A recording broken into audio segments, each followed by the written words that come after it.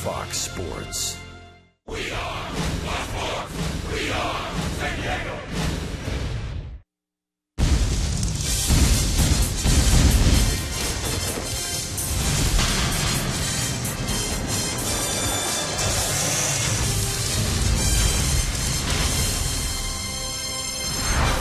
Welcome to Baseball Night in San Diego. Chase Headley and the Padres tuning up at Petco.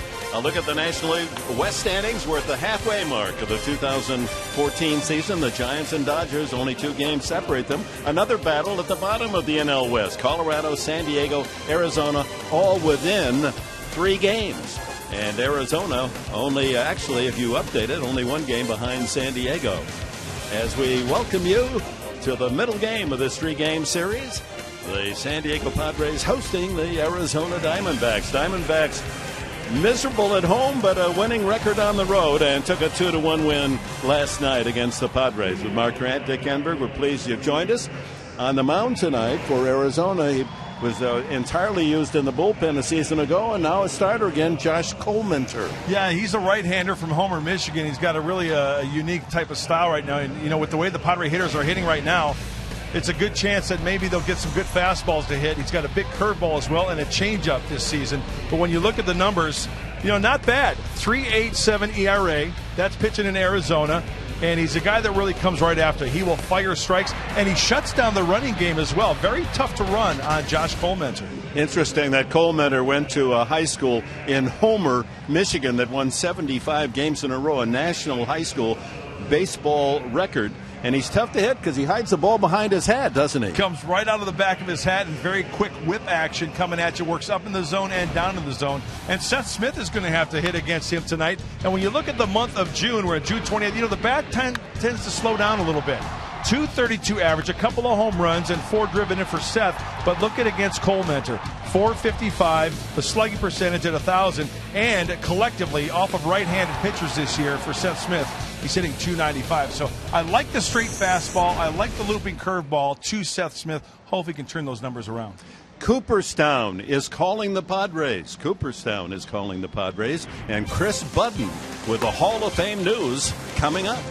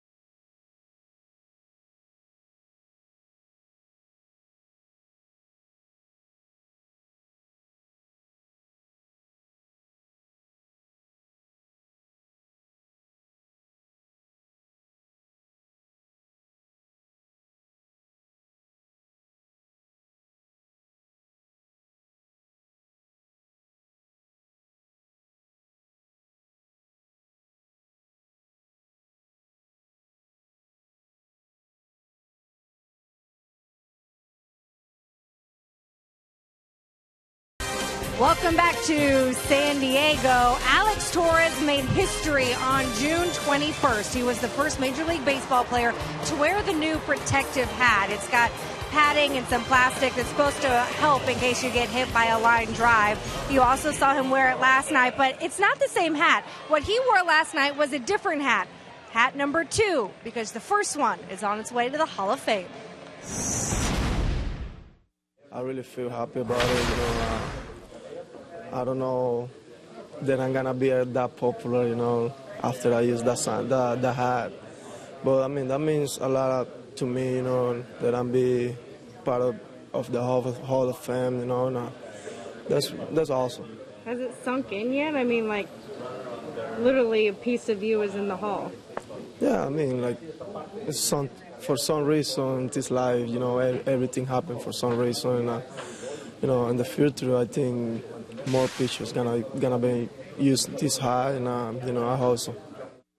So pretty neat for Torres. You can say he's already in the Hall of Fame in Cooperstown. Well, coming up, we got Game 2 against the Diamondbacks. Can they beat the Snakes and even the series? We'll find out. First pitch coming up on Fox Sports San Diego.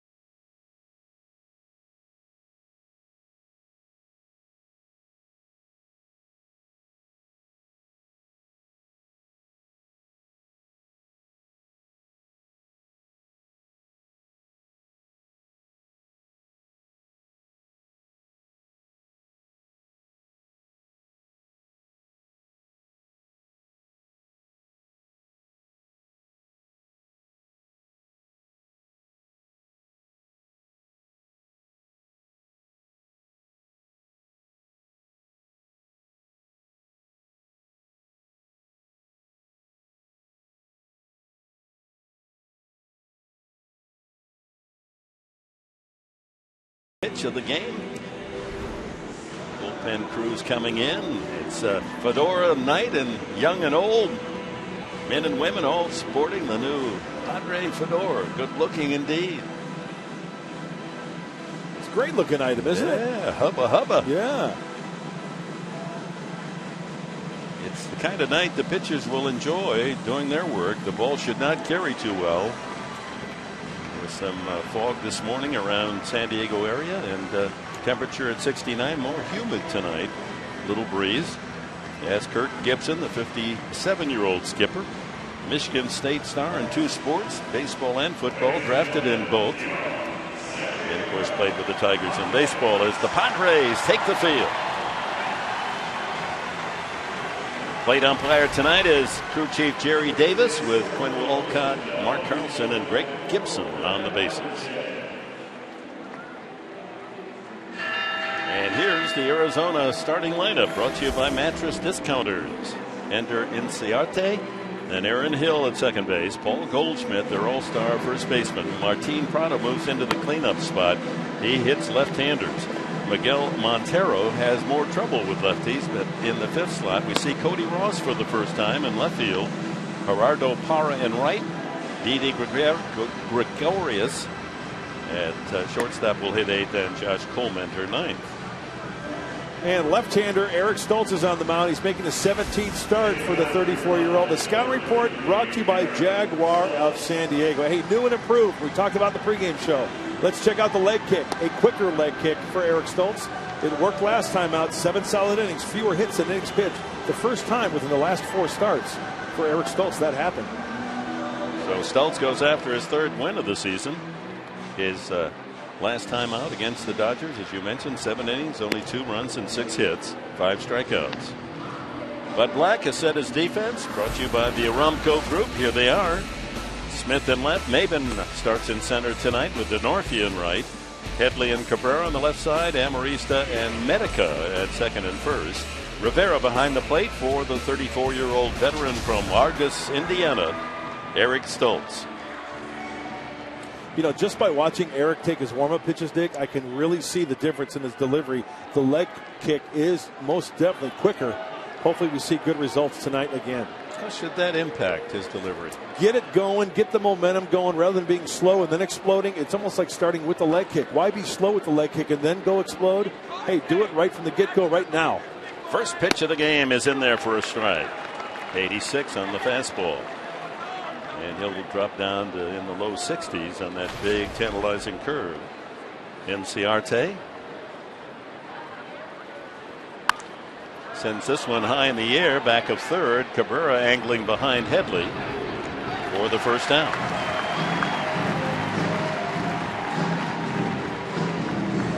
Brings up veteran second baseman Aaron Hill. Hill last night with a couple of hits and 4 at-bats.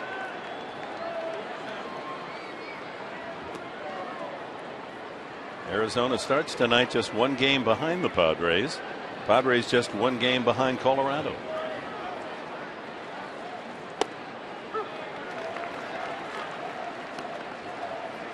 Now look at Stoltz's motion. That's the changeup grip. Same arm slot every time. He doesn't try to fool these hitters with different arm angles. He tries to fool the hitters with different pitch speeds. The fastball, the changeup, the curveball, the big looping curveball.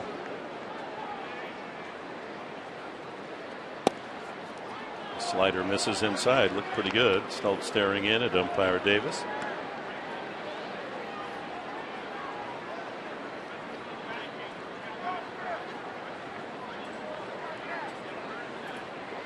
He went around, and it's 2-2 to Hill.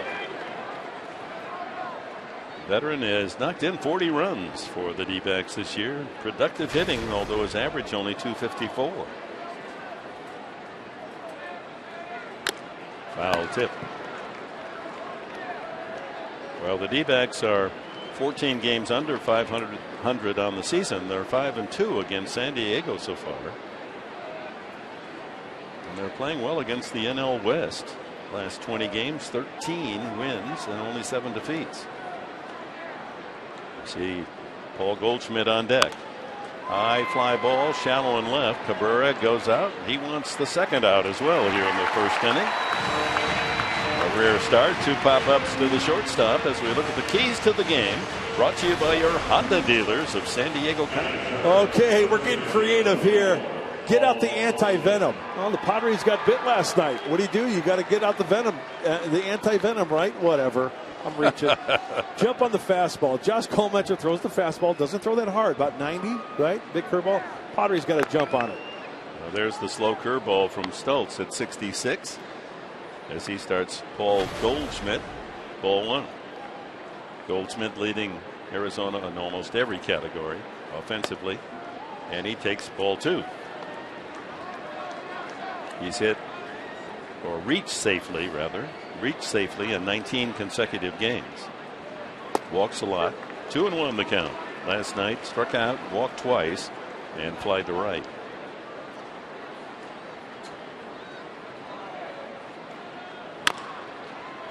And he rolls that one foul. Professor, you know the term you and I always use a lot, shoot, rock, fire, right? Right. From the pitcher, right? You rock and you fire. I think Eric Stoltz is in that type of phase right now with this new type of delivery with the quicker leg kick. rather than kind of being slow and deliberate. I mean, he's rocking. Look at Rock fire. And there's a high fly ball that's going to sail deep into the left field corner and fortunately fouled. Well, here's where it's all happened, is the leg kick right there. It's not that he's going higher. He's just going quicker. And it's getting the whole body in motion towards home plate at a good pace. And I can really see a difference. Yeah, let's see the results bear it out. 2-2. Close, but no strikeout. 91 on the fastball. That's about tops for him.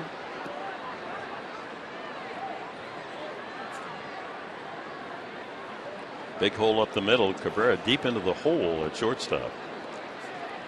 There's the slow curve and ball 4. Now Stoltz does not walk many, and it was out of character for him to walk 3 against the Dodgers his last outing. You know, I think Eric Stoltz got squeezed on that one pitch that was just right there. So Goldschmidt at first base. Watch out for him. Even though he's the big guy, he'll steal a base for you. He's got 7 this year. And this would be a spot with 2 outs. And Martin Prado stepping in.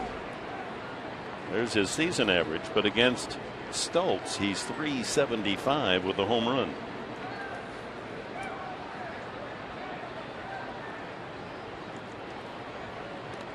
Bluff start there by Goldschmidt.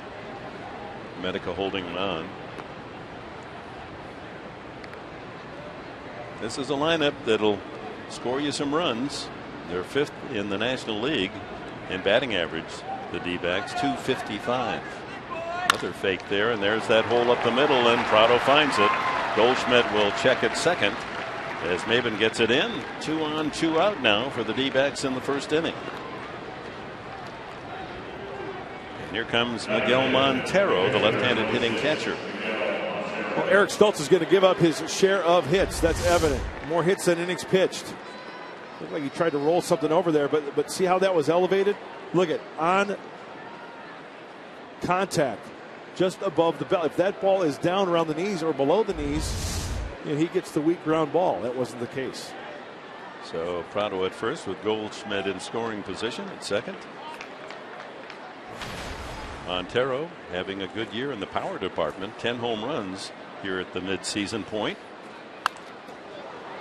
Slow curveball, and he tried to wait and fouls it off.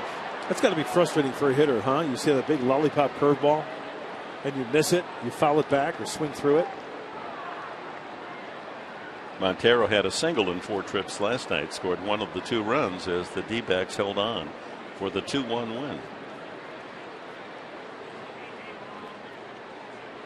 Pretty good pace setting right there from Miguel Montero. Already more RBIs this year than all of last season. And he's got a man out there in scoring position here in the first inning.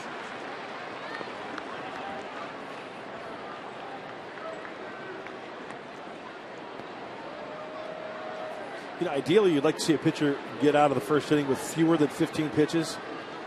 I'd like to see Eric, now that he's above 15, fewer than 20. Hopefully some action here. Get him in that dugout. Struck him out. Leaving 2 in the top of the first inning. Padres turn. It'll be Denorfia, Smith, and Headley in the bottom of the first inning against Josh Colemantle.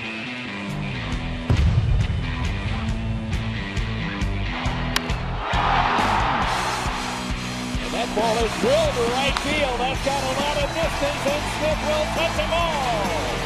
Oh, my.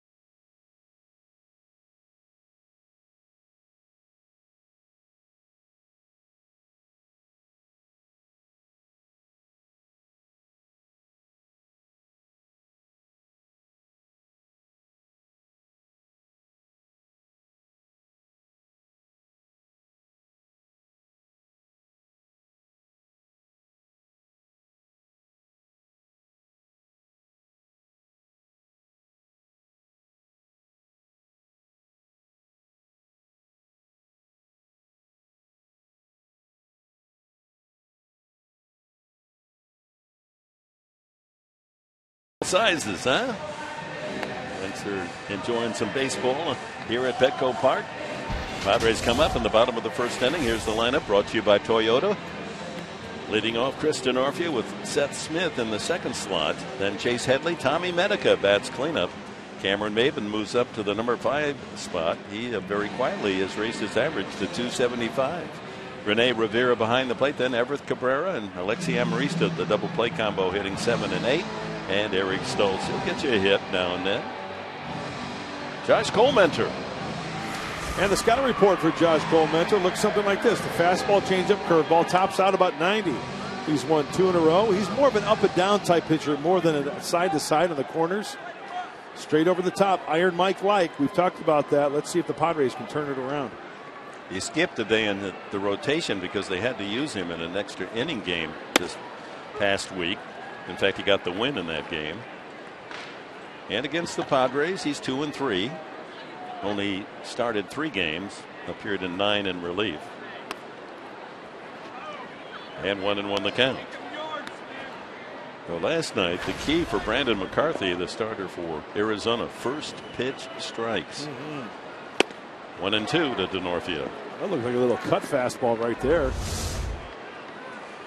Here it is coming at you. High front side. Ball in back of the cap. And then all of a sudden, straight over the top and on top of you very quickly.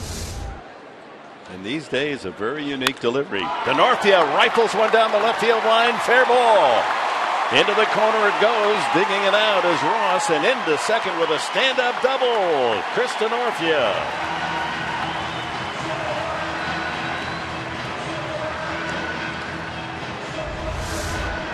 Well, what was one of the keys to the game for these Padres? Jump on the heater. There's the four-seamer. Chris Denorfia, great-looking swing. Eyes at the barrel of the bat. And that's a double. Chris Denorfia. Jump on it. He's going Sugar Hill gang on the fastball. Well, Padres a chance to get on the board first here. Seth Smith steps up.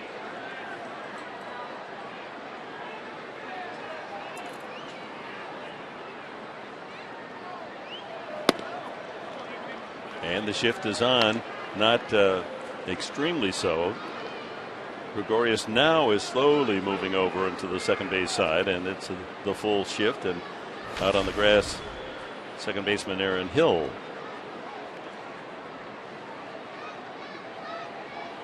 Ground ball to first, fair ball, nicely gloved by Goldschmidt. They get the 3-1 putout with Denorfia moving to third. Check of the defense for Arizona tonight, brought to you by Honda. In the outfield, Ross in left. In Ciarte in center, and Parra, the right fielder. Prado, Gregorius, Hill, and Goldschmidt around the horn, with Montero behind the plate for the 28-year-old right-hander Josh Colmentor. Well, the D-backs, 59 errors, Dick, second most in the National League. How about Chase Headley batting right-handed against the right-hander Colmentor? Yeah, that's a tribute to Colmentor's changeup, apparently. Yeah, rather than the changeup going down and away, a changeup maybe down and in and right into the swing path of Chase Headley. He was sharing that information with Mark Kotze, and Kotz giving you that inside info in the pregame show.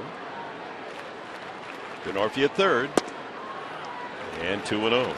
And you know what, if you think about it, maybe Mark Kotze talked about this as well. From that, where the ball comes out of his hand, right, above his body, it would be the same from righty or lefty. So Chase feels more comfortable against this guy from the right side. Infield is back. They'll give up an early run for an out. 3-0. Tommy Medica on deck.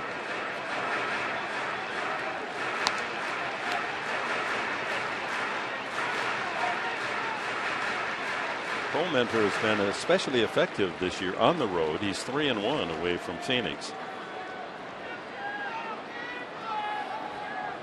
Denorfia down the line, could take a good lead. Third baseman Prado deep. And it's a 4-pitch walk to Headley. First and third for Tommy Medica.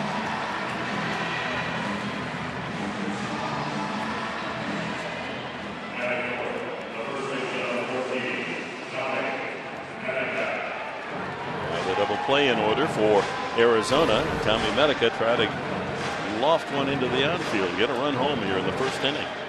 Medica with a dozen runs batted in.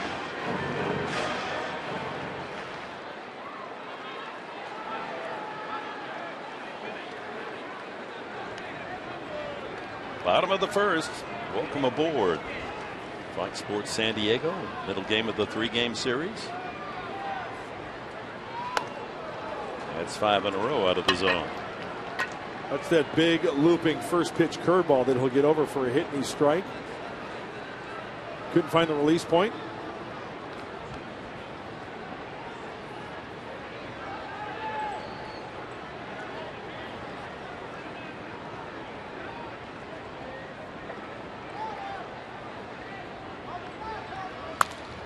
Out of play.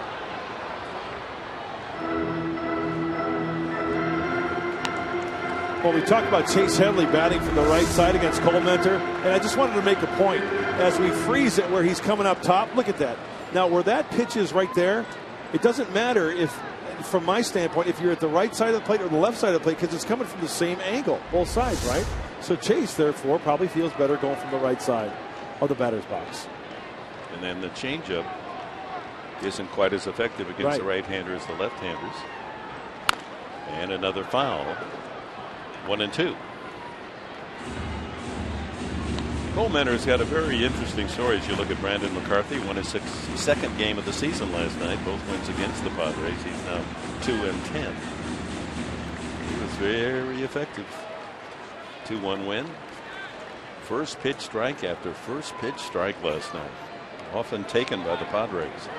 And he said, I noticed that, so I was going to pound it in there.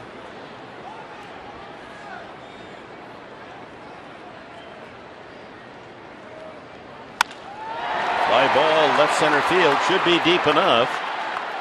Inciarte makes the catch. Here comes Denorfia, and the Padres lead 1-0.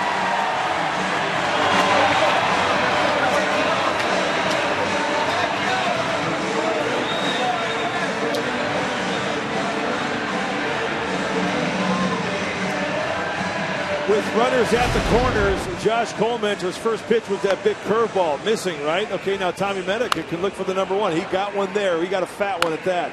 Looked like a changeup and something elevating. As I mentioned earlier, remember, Josh Cole Mentor is a guy who works up in the zone and down in the zone, not so much on the corners.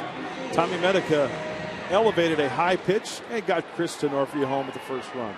So 13th RBI is a lucky one for the Padres. They take the 1-0 lead. Cameron Maben. Headley at first base, 2 outs. Maben has had terrific success against Arizona. 9 for 18. And in the last couple of starts, he's 3 for 7. 3 runs scored. But Black saying, I'm going to move you up in the batting order. Hitting 5th tonight.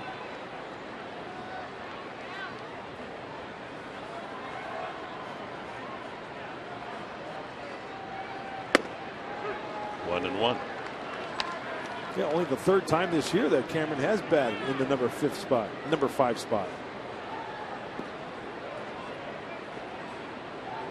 Yeah, there's great his numbers, huh? 9 for 18 with a triple and a couple of doubles thrown in.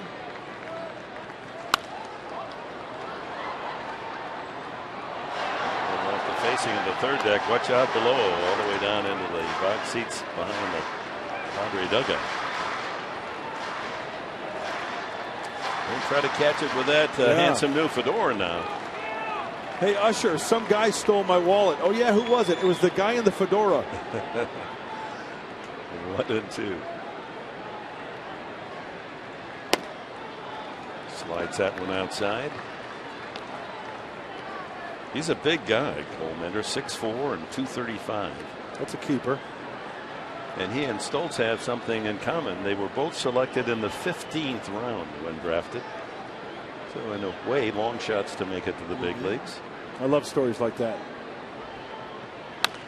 Another foul. That'll make it into the seats. I mean, the number 1 pick guys are supposed to make it, right? Right. First round, number 2. Second round, yeah. Hey, 15 and beyond. Love that. That means that a lot of teams, for a lot of chances, turned you down. Didn't think you could make it. Nice to prove them wrong. Still 2-2 with Headley at first base. A run home here in the first. There goes Headley. The throw by Montero is not in time. So Headley, the thinking would be he's not going to run till 3-2. So Headley, a surprise move on 2-2, gets a good jump. And you saw the throw from Montero was up and on the shortstop side of second base. Hill's got to go up, get it, come back down, and a nice pop-up slide by Chase Headley safely into second base. His third stolen base. Montero had thrown out 6 of the last 11. That's a good steal. And with a 3-2 count, Maben has a chance to add to the lead. Lined into the left field corner, a long run and into foul territory and out of play. Sliding into that wall to make sure that he didn't run into it. It's Cody Ross, and it just found that first aisle in the souvenir section of Petco Park, that left field corner. 4 people in that same corner in right field, they hardly ever get a foul. I know. Still got to bring your glove though, right? Absolutely.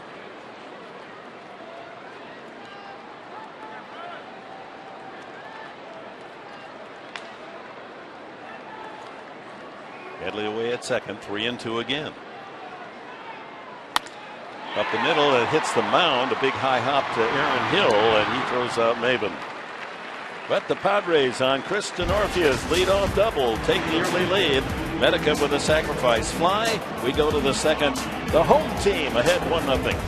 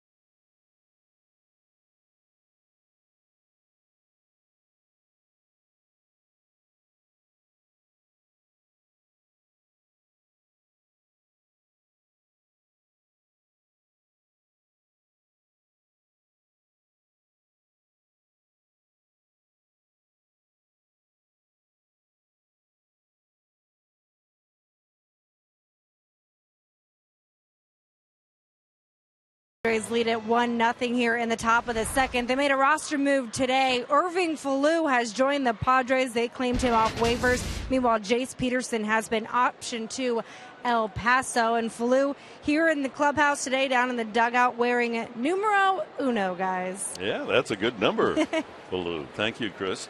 He's from Puerto Rico, 31 years of age, switch hitter. And Peterson, the young infielder, had a chance to taste major league action. Not too easy sometimes. Those pitches are rough. Back to El Paso and get his stroke back. But often they benefit young players so much by a month in the big league uniform. No question about it. We welcome Falou to San Diego. He can play a lot of positions, almost like an Alexi Amarista. Switch hitter, Falou. He's had a cup of coffee with Kansas City and Milwaukee. He needs to have a cup of coffee with Dick Enberg. Well, we'll do that. Yeah. 1-2. The count to Cody Ross. World Series hero, playoff hero. A couple of years back with the Giants. 2-2. Falou comes to San Diego with a heavy heart. His mother passed away from cancer just a week ago. Ground ball up the middle. Good play by Stoltz. He took that one out of center field. That would have been a base hit. One out here in the second. You have a glove too. Help yourself.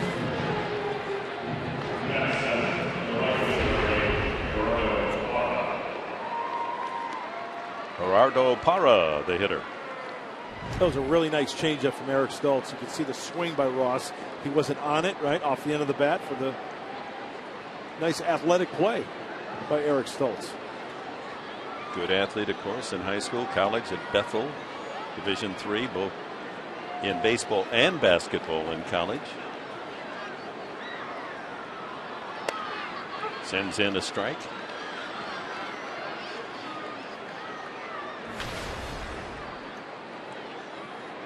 Stoltz's last win was against Arizona. May 27th, he beat him 4-3.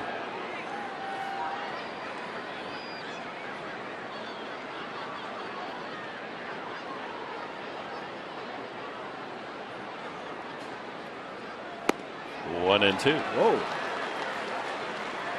That pitch wasn't even close. It was a breaking ball. Slider.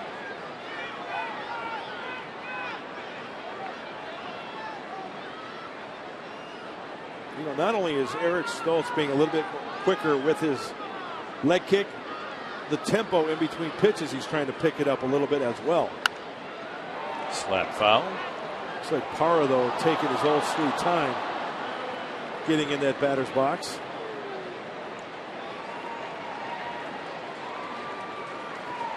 Darren Balsley, his keen eye on the action. Yep, works so hard in between starts with each individual pitcher working on their pitches and their mechanics. Watch out. Line drive down in that left field side. Hey, look who came up with it. Okay, now there's a little bit of discrepancy on the hats tonight. How's that? Some people are saying it's not a fedora, it's a trilby. A trilby? A trilby. Trilby. Look it up. Fedoras have a thicker brim. Okay. That is more of like a stingy brim where it's down in the front and it's like a smaller brim, so therefore a trilby. How about that? A double dipper. Yeah. 1 and 2. 2 and 2. I always thought, growing up, fedora was the expression used when you went to a sporting event. You dressed up. Men wore a suit and went to the baseball game, hockey game, whatever it might be. And the fedora was a felt hat made out of felt. Right. This is more of a sporty San Diego. It's out again. Summer wear. Mm-hmm. I like it. What did you call it again? Trilby. Trilby. That's when you have 3 of them. Hey, if they're free, give me 3, right? That's the motto, sportscaster's motto. If it's free, take 3. Another foul.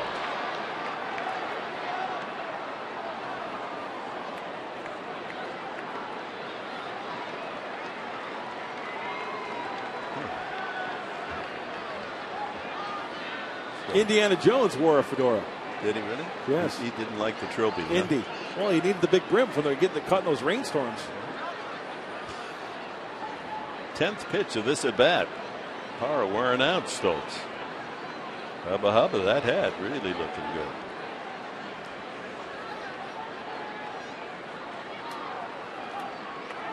That's the nice thing about the trilby, It's unisex. Yeah.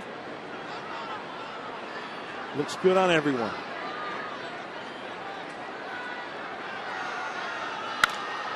Finally, the ground ball by Medica, fielded by Amarista, and he throws him out. Terrific range from Alexi Amarista by the diving Medica, and able to glove it at the edge of the grass and nail Parra by a half stride.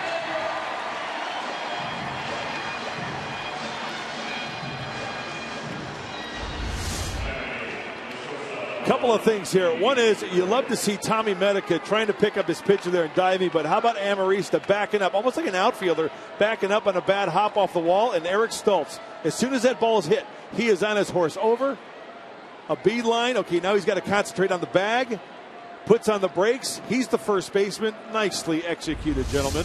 Yeah, that's the kind of play. Next spring training, you put it in the video machine and say, this is how we do it. Perfect. Out of play. First swing from Didi Gregorius. Put a star next to that play in your scorebook if you're scoring. Yeah, I bet they hung a star on that one, the Jerry Coleman style.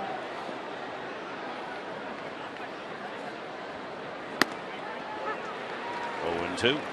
Gregorius had a double last night into the right field area and flied out to right and struck out. Doubled over Venable's head last night. Ground ball left side. Cabrera with a hard toss across and throws it away. Gets away from Medica. They got a chance here. Gregorius going to second, but Medica doesn't make the throw. Rivera ran over and said, no, just hold on to it. So it was basically a routine play for Cabrera, and he skipped his throw, and Medica unable to dig it out. So a two-base error. Yeah, sometimes it's one of those situations where when Everett starts to make the throw, you don't know whether it's going to be on line. This one he kind of yanks a little bit. It's towards the outfield side for Tommy Medica. Now, Gregorius, once he makes that move, he is live. That's why you saw Tommy Medica try to go retrieve that baseball, but he did the right thing. He held on to it. No way he was going to get Gregorius going to second base. Yeah, Rivera was right there coaching him. Hang on to it. Pitcher's coming up, and he's 1 for 27 this year. Cole Mentor. But like any good Chippewa from Central Michigan University, you get your cuts now. They don't get cheated. The Chips don't get cheated. No, are you kidding? Could you swing it a little bit? Yeah, curveball. I like the curveball. Really? Hit the you high sat fastball. on the hammer? The high fastball got me every time. Yeah. Outside, but I could hit the curveball.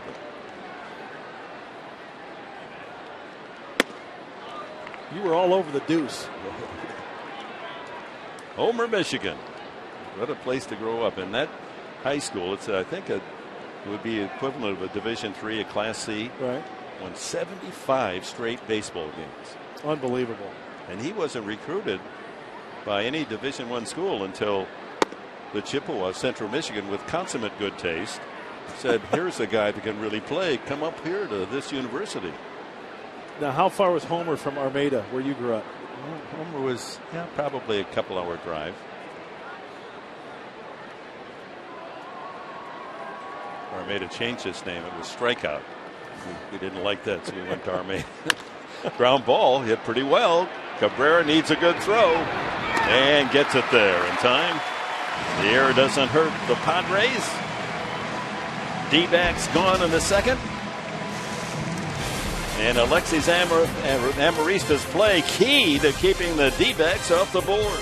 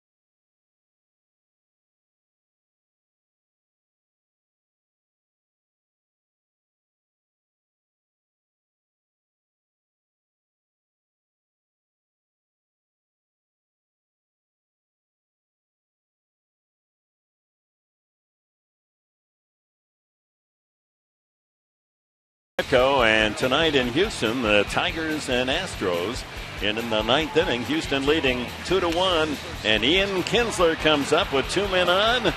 And look out, Houston. It arrives over the wall, a 3-run homer, and Kinsler and the Tigers pull out a 4-2 victory. You can tip your Trilby to that. Yes, I like Ian Kinsler. As you take a look at the AL Central, and the Tigers with a 4.5 game lead. It's brought to you by UT San Diego, our standings tonight. Yeah, I'm glad you brought up the whole Trilby because it's fascinating that the background. And I was thinking myself, the shape of it is much like a Tyrolean hat, an alpine hat. And it actually gets its name from a play of the same name, Georges du Maurier's 1894 novel, Trilby, and then became a play. And in the London production of the play, they wore hats, and thus the Trilby hat. Got it. And it's traditionally made from rabbit hair felt, usually made from other materials such as tweed, straw, wool, nylon blends. Does it say made of paper, possibly? Not this just ends in the last century. Now I guess you can make the Trilby out of paper. That guy looked like right out of Monty Python. The Holy Grail. 1-1 to Rivera. He was one of the knights from Neat. Fly ball shallow right. Long run, and Parra can't get it. Rivera took too big a turn, and he's out.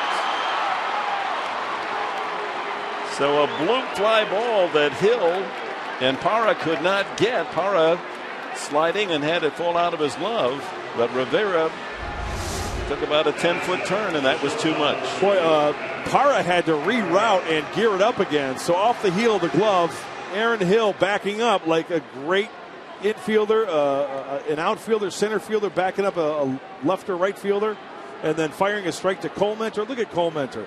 You know what that tells me? What? Especially as a pitcher, there's always somewhere you can try to back up or be influenced on making a play, and Josh Cole Mentor showed us right there. Stoltz made a big play like that, and with Amarista's ball covering in the top half of the inning, and Cole Mentor comes right back and makes the alert cover of first base and denies Rivera. I think he was surprised that Cole Mentor had come over to play first base and tag him out. So it's a hit for Rivera, and he's out 4-1. High fly ball hit pretty well to left, but Cody Ross can ease back a few steps, and that's it for Cabrera. 2 away. Final note on, and I think maybe the most interesting piece of trivia about the Trilby hat, it gained its resurgence in popularity here in America in the 1980s when it was marketed to both men and women in an attempt to capitalize on the retro fashion trend. And that's exactly, it works for both men and women tonight, huh? Certainly does. Trilby it is. Who knew? Amarista checks in at 219. A little slow curve of his own. 71 miles an hour.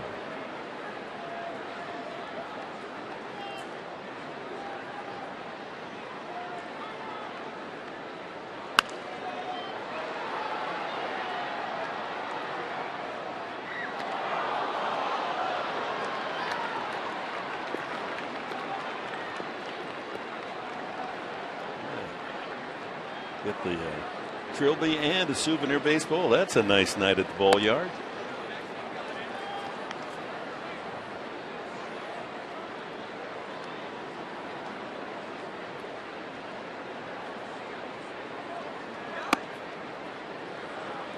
You know, his fastball, he's got a little bit of a cut to it as well. He always throws it inside out, doesn't he? Kind of comes over the ear. Another foul.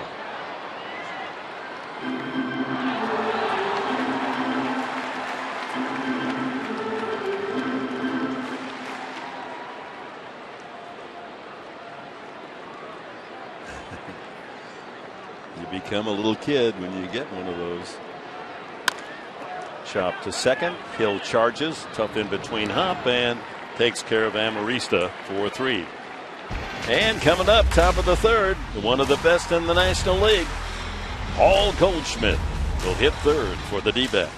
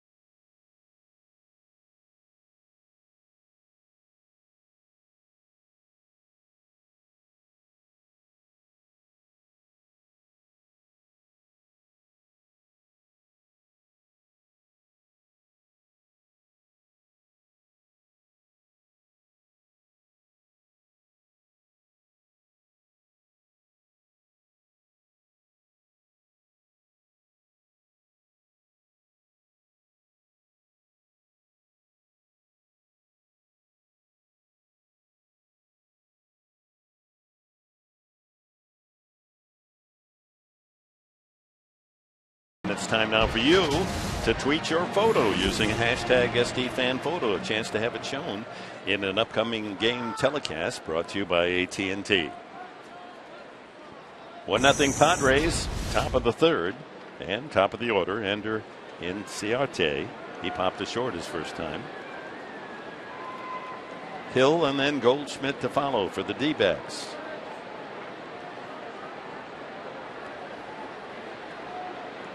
Starts him with that slow curve at 67.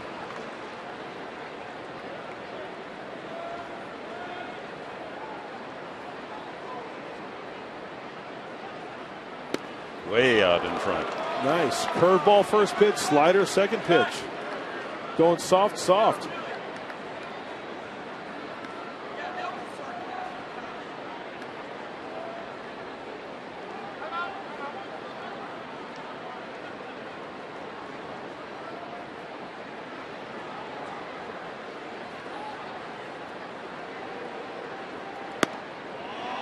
Yes, missed outside, but that's a good purpose pitch. Yes, it is. You know, I've always been a firm believer you can do so much 0-2 by going hard away. Now you can go back out there, you can go inside, you can go soft again with the breaky ball. Ground ball up the middle. Cabrera can't get it. And Inciarte has a leadoff single here in the third. Second hit for Arizona. Brings up Aaron Hill. Well, he went where this pitch was thrown. He didn't try to pull it, and that's exactly what you need from a leadoff hitter. You know, fight pitches off. Cabrera played more towards the traditional shortstop position, maybe to go the other way a little bit more, but he beats ever. There was a good effort. Hill popped a short his first time. Infield sets for two. Hill, good bat control, and it's a perfect hole on that right side if he wants to go opposite field. There's his hot zones. Yeah. And look at Dick, up and away. Don't elevate, especially Eric Stoltz. He doesn't blow the ball by people. At 419, you can jam him, get his arms in on him, you know, get his hand, and then down and away, which Darren Balsley always talks about. Yeah, if you can hit that spot with any hitter, you're going to be a successful major leaguer. Yes. Hill, however, will bang into a double play. He's tied for third in the National League with 11.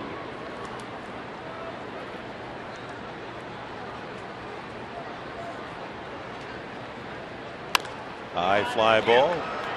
Left fielder Smith coasts in under it. That's Cabrera. Get out of the way, says Smith. I got it. He makes the long throw back to Medica. Hoping to catch Hill jogging back to first base. It got him to pop up a nice changeup. Eric Stoltz did.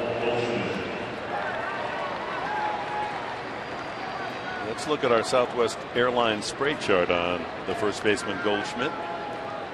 Well, I really like this because with Goldschmidt, he's got good command of the strike zone. He hits for average, he hits for power, and he uses the whole field.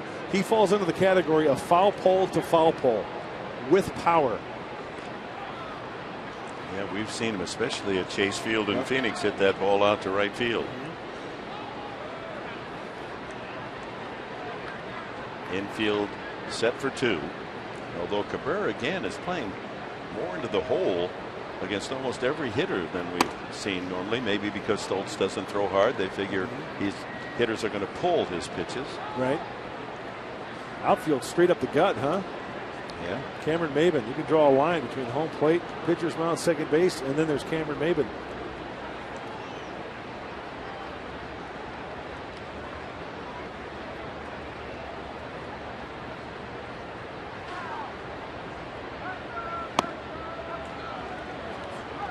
Two and 0. Goldschmidt didn't see a strike his first time up, walked on 4 pitches.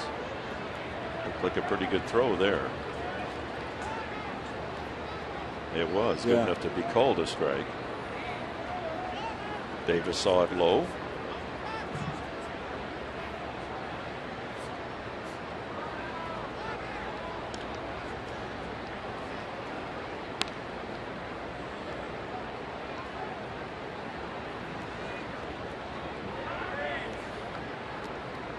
Remember how much we liked John Baker, the backup catcher, when he was here? Great kid, absolutely. Baker. Yeah. So pleased to see yesterday in the Cubs game. There goes the runner. The throw by Rivera gets through Amarista, and popping up is Goldschmidt, or rather Inciarte, and he's into third base. So a second error for the Padres tonight. Inciarte with a steal. Rivera will be charged with an error. And the count 3-0, and will Goldschmidt get to swing the bat now that it's 3-0? Well, he went on first move, and Amarista, let's see, is it a short hop? It is a short hop, and you know what? If he sticks onto it, slides right into it. But hey, with the runner coming in, the short hop, that's a tough play for any second or shortstop, second baseman or shortstop. Throws just a little higher. He's out. And ball 4. That figured. Second time tonight, Goldschmidt has walked. The only 2 free tickets from Stoltz, first and third, and the cleanup hitter Martin Prado, who singled up the middle his first time. Talking about John Baker. Oh yeah, I was so pleased to see the Cubs in their win yesterday against Washington, 7-2. Baker had 3 hits and 4 RBIs. Good for him. That was a season with the Padres, I think. Yeah, he's the type of player, Dick, you know as well as anybody. Those are the kind of guys you root for. Yeah, I was really happy to see that one. Good for him.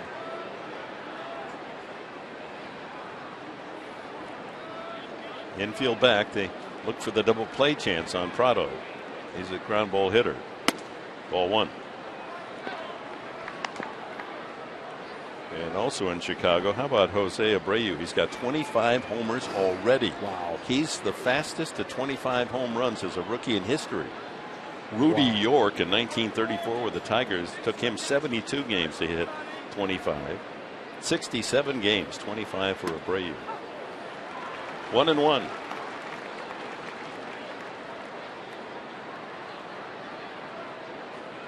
Well, we talk about hitters and their hot zones. Well, when Eric Stoltz is throwing to right-handers, here's the info. 444 on the inside part of the plate, right?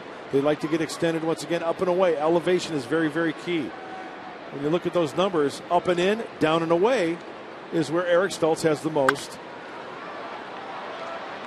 effective results. Head of the count at Prado, 1-2. Try to get him to pull something on the ground and turn 2 and get out of the inning. Tomorrow, final game of this series. It'll be Odrisamer Desagne, the right-hander, the Cuban, at 1-up in San Francisco against Mike Bolsinger. 12:30 for our TV time on Fox Sports San Diego. 1-2. Prado takes ball 2.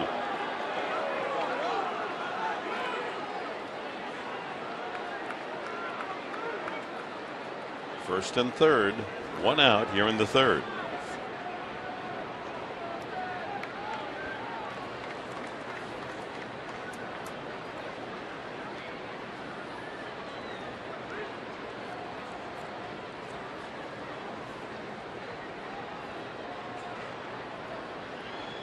and he misses full count.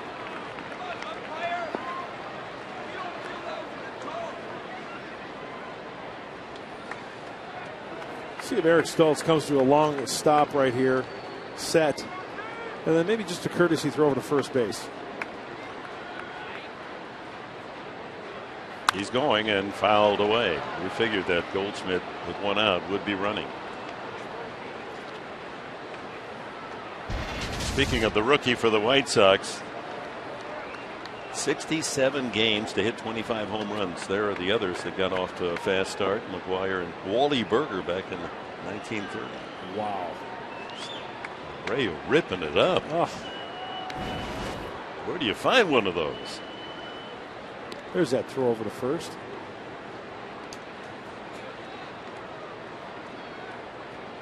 Very key for that runner at first base to make sure it's not going to be one of those moves on the first leg kick, the first move of that leg from Stoltz. That last time Goldschmidt went, he made sure that Stoltz went to home plate, then he took off. Popped up, might be a play near the dugout. Medica over and runs out of room. Lands down in the lip of the dugout and bounds back into the crowd. 3-2 again for Prado.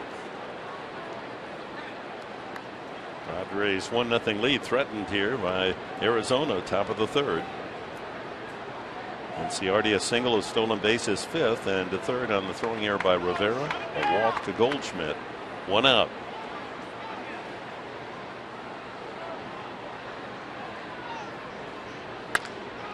Right field, long run to Norfia, makes the catch, wheels, and here comes his throw. Here comes the runner, not in time.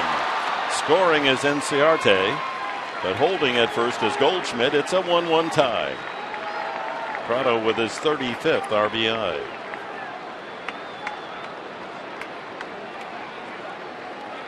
Christian Norfia did everything correctly on that play, and it's especially tough for a right-handed thrower, right fielder, coming over towards the line and then catching it on the run. And then watch, he's got to square up. 1, 2, 3. You know, that's a tough.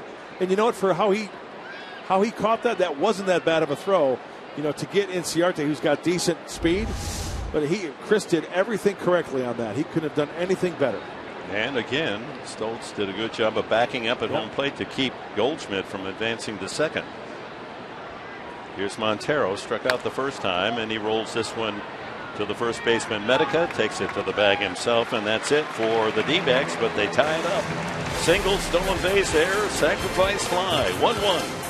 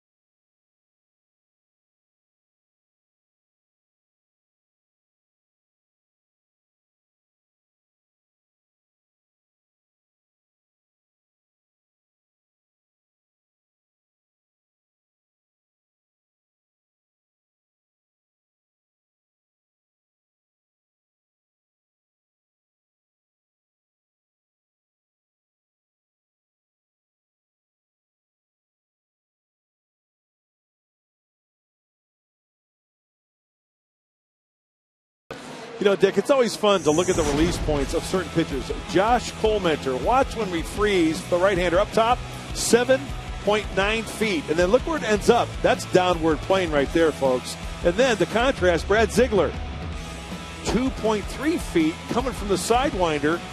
And I mentioned that in the pregame show, how there's not many guys you throw straight over the top like Cole Mentor, almost like a sidewinder. So it gives the hitter a different look. Ziegler pitched an inning last night, 1-2-3 in relief. And Cole Mentor now back even at 1 to face Eric Stoltz leading off the Padre third.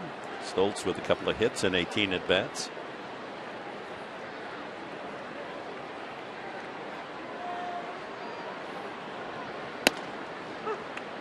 In for a strike.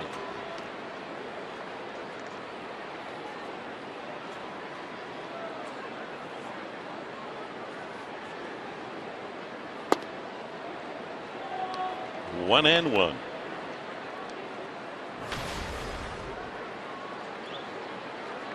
Nearly a 200 career average.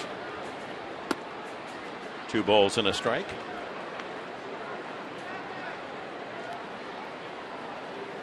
Home run hitter in college, well over 300 in his collegiate career.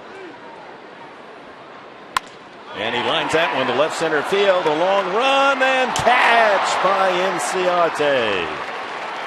Outran that dying line drive and denies Stoltz extra bases.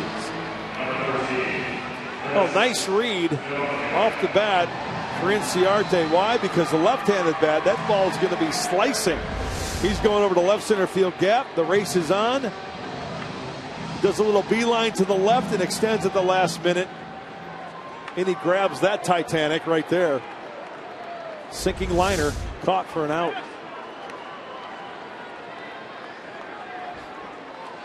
Tip to the Truly. To you, sir. Chris Denorfia, his double leading off the first inning, became the Padre run. Moved to third on an out by Smith and scored a Medica sacrifice fly. Big overhand curve that didn't quite snap down enough.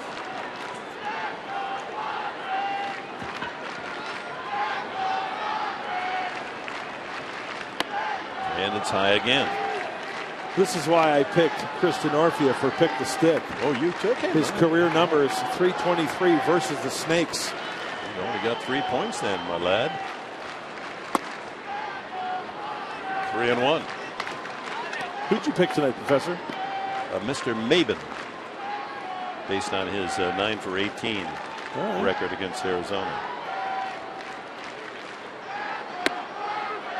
Full count. Look at that, 85 miles an hour, Dick, right on the outside corner. Who says you have to throw 95, right? If you can spot your pitches. Strike 3 called.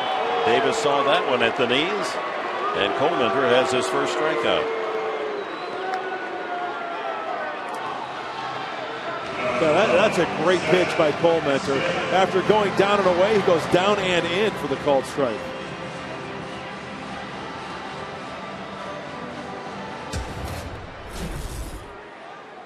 Our Cold Hard Fact is brought to you by Frost Brewed Coors Light. Number of defensive shifts, and here we are with Smith at the plate.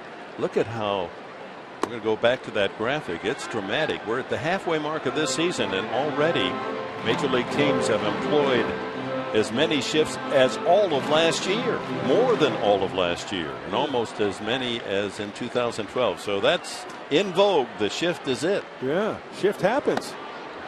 That's right. Smith grounded to first, his first at bat.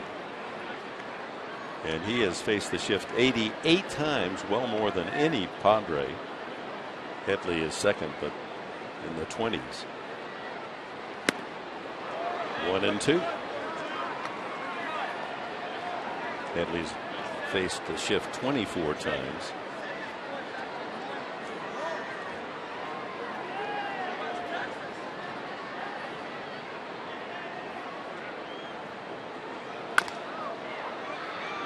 See him try to pull that ball there. Yep. Stays alive. Hey, easier said than done. We talk about it all the time. Pitches away, trying to drive it that way. But you know what? Hitters will try to hook that ball. See out in front, off the end of the bat, and that barrel rolling over the top of the baseball, trying to hook that ball. Once again, it's tough hitting. Slaps that one the other way, foul. 50th pitch now by Cole Mentor.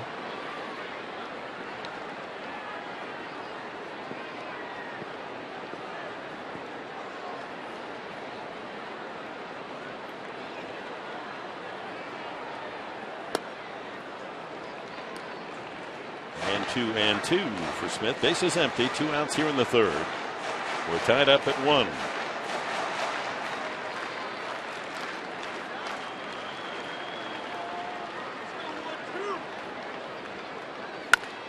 Up the middle, shortstop behind second base, and Gregorius gets him by a stride.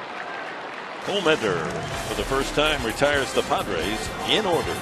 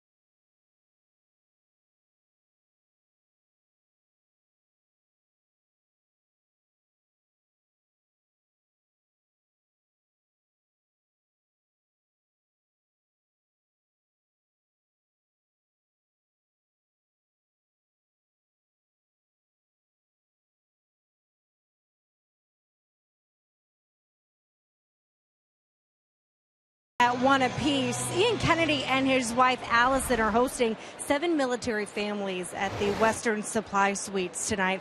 Ian's brother-in-law is in the Navy based in Seattle, so the Kennedys wanted to do something special to show their support for the local military. So a nice evening for some ladies and gentlemen that are serving our country, guys. And well done for Ian Kennedy. So top of the 4th. Cody Ross to lead it off for Arizona, and he takes a breaking ball for a strike. Ross tapped back to the mound his first time up. Then Parra and Gregorius. Back with a fastball. Dick, we just saw the 66-mile-an-hour curveball from Eric Stoltz there. He's going Route 66 on us.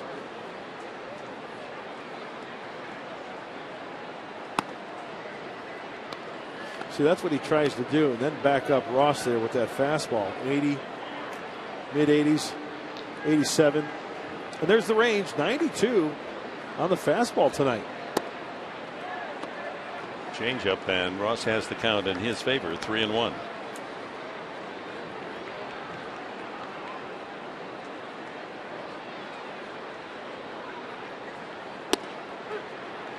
Changeup, 3-2. Ross with 130 career home runs and a career slugging percentage against lefties of .576. Center field. Maben has to hurry in, and he makes the play.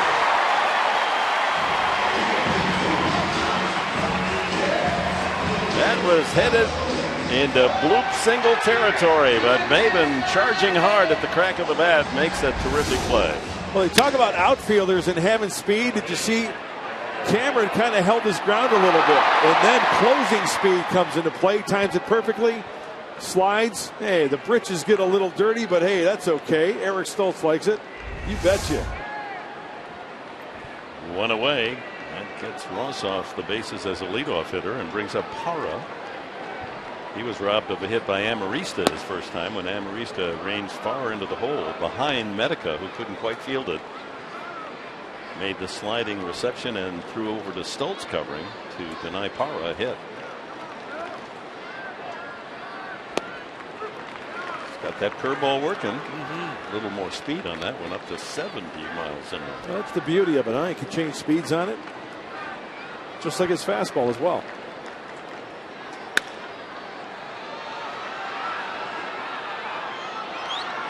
One and two to Parra,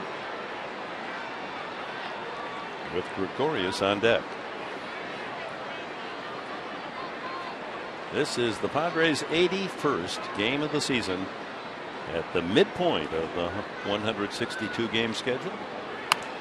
Another foul. Parra, he's got the foul ball bat working tonight.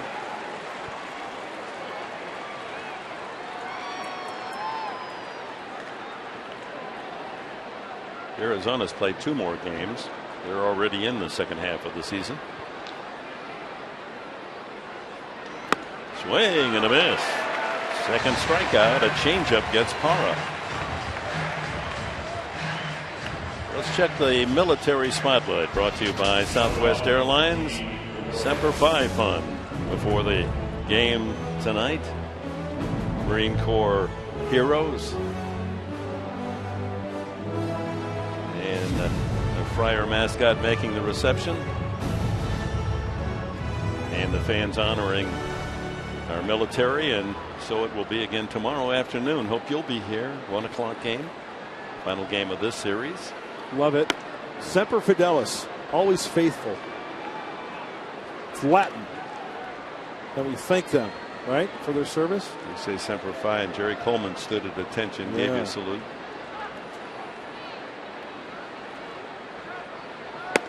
Swing and a miss by Gregorius. And tomorrow, each Sunday, the Padres honor a different facet of the military. And tomorrow will be the children of the military. That'll be especially touching. Gregorius safe on the air by Cabrera the first time. Hits that one well to deep right center. Long run for Maben and Denorfia. It's Maben who makes the play.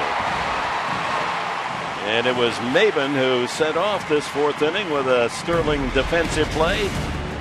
Racing in from center and sliding through with a fancy catch.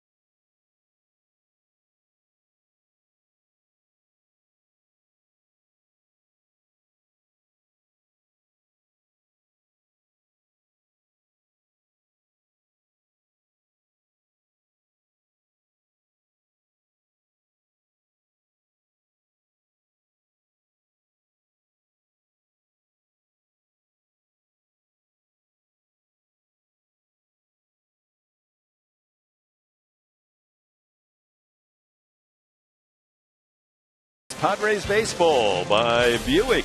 Visit your local Buick dealer. Go to Buick.com. By Petco, the power of together. By your San Diego Lexus dealer. And by Southwest Airlines. You can find Southwest Airlines fares online only at Southwest.com.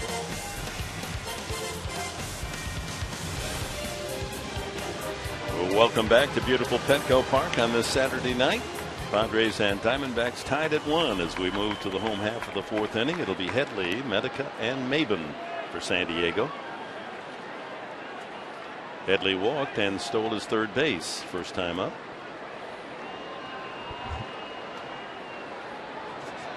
Headley batting right-handed against the right-hander Cole Mentor, as Mark Kotze tipped us off. That was his strategy tonight, and Mark joins us down by the Padre dugout. Line foul. Hey, Mark Kotze, why don't you give us a refresher course on that righty-on-righty situation? What Chase is really looking to do is he's looking to eliminate the changeup. It's one of Cole Mentor's best pitches in his repertoire, and he's trying to take it out of play. So he's hitting right-handed and looking to get a ball up in the zone. And prior to tonight, guys, 7 times, 7 plate appearances that Chase did just that. 6 versus R.A. Dickey, and 1 against Josh Cole Mentor last year.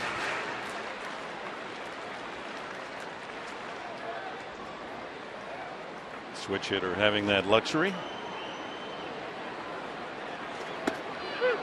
Right on the outside corner, and 3 pitches. Headley takes the long walk. Second strikeout for Cole Mentor. Time now for our top tier player profile. It's brought to you by Arco. Josh Cole Mentor, 78 games as a reliever with the D-backs, an 8-6 record as a starter, 18-16. Last year, he pitched more innings than any relief pitcher in the National League. 92 innings and 49 appearances. He truly was their long reliever. Boy, how times have changed. 2 hopper off the bat of Medica, and he beat it out. Prado may have misjudged the speed of Medica. Somewhat casual on making the play and getting it across, and Medica, great hustle. He earns himself an infield hit. Hey, give him 90 feet, right? Bust your tail for 90 feet. And how close was it? Boy, that's close. That is close. Just a little bit too much time with that little crow hop. And Tommy Medica trying to influence Quinn Walcott, and he gets the call. No challenge from Kirk Gibson in the dugout of the Arizona Diamondbacks, convinced that Medica did beat the throw. Here's Maven, grounded to second his first time. Padres now with 3 hits, Arizona 2.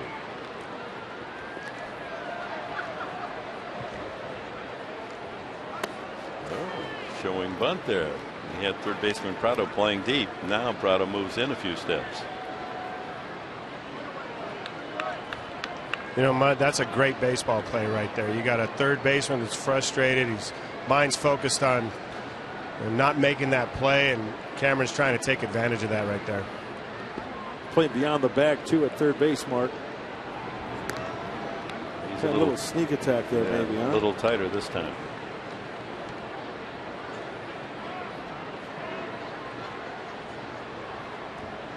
You know, that might be one of those plays where in the Diamondback clubhouse are saying, hey, you know what, guys, it's way too close. Why not wait? We don't want to waste the challenge to where they can't come up with a decision. Then we'll just stay the same, right? The call would stand. 2-0 now to Maven. So with 1 out and a man at first, the Padres might put on a play. Prado still eating at himself for not making that play on Medica's ball.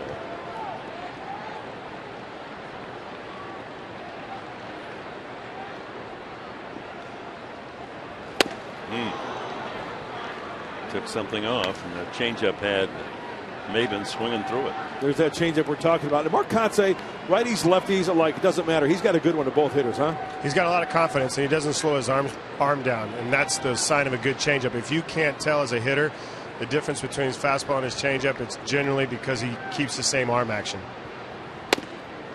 Strike 2. Comes back with an 86-mile-an-hour fastball. He didn't overpower you.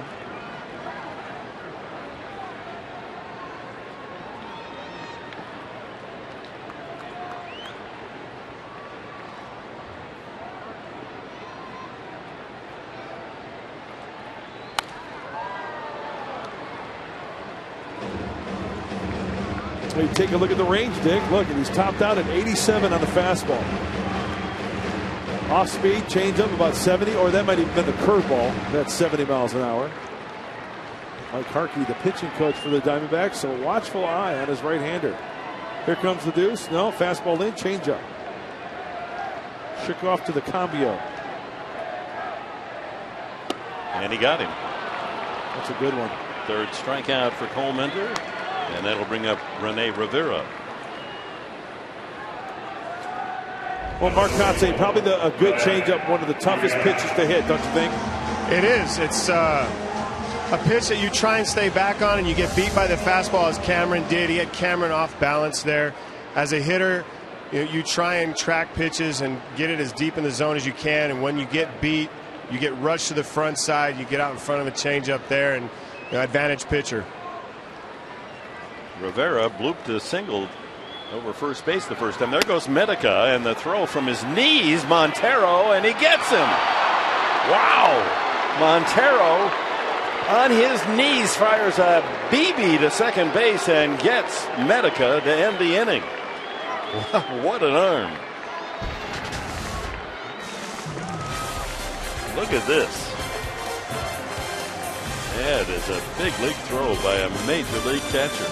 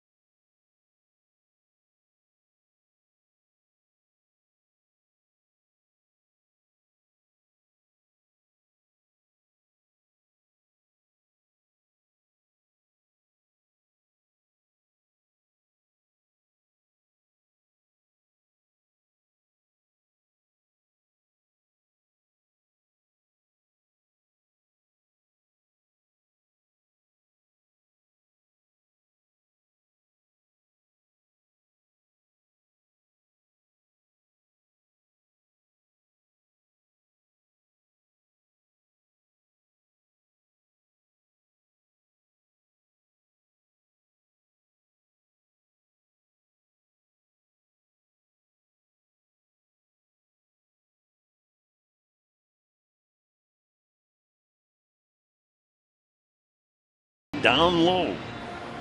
And you know what, Dick, as that play was developing, it took me back to 1987. What in the Benito Santiago was going on? What a nice pick also by Hill. Right from his knees. You pitched to Santiago, right? I did. And you know what? When I first saw it firsthand, I was truly amazed. My jaw dropped to the ground.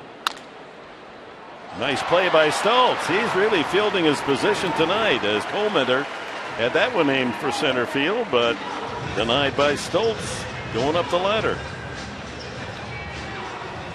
Most runners caught stealing. Yadier Molina of St. Louis that continues to be right at the top, but Rene Rivera only 2 behind the Cardinal catcher. And there's Montero with 11.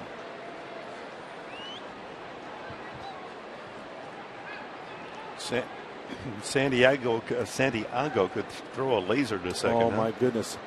Remember, the runner would be on first, shocker. That was commonplace. And, from the stretch, so you throw a pitch and you hear he's going. So Benito would then throw, and I tell you what, as soon as I let go of that baseball, it's almost like trying to, you'd have to almost lay down on the ground, because from his knees, he would throw that laser maybe 5 feet off the ground on the line to second base with accuracy and with velocity. One of the best I've ever seen when he was at the top of his game. 1 ball and 1 strike to Inciarte. Singled and scored the Diamondbacks run in the third. Mark Kotsay, did you ever get a chance to see Benito? I did, Mud, and I didn't run very much when Benito was back there, nor did any of my teammates. So I had a question for you.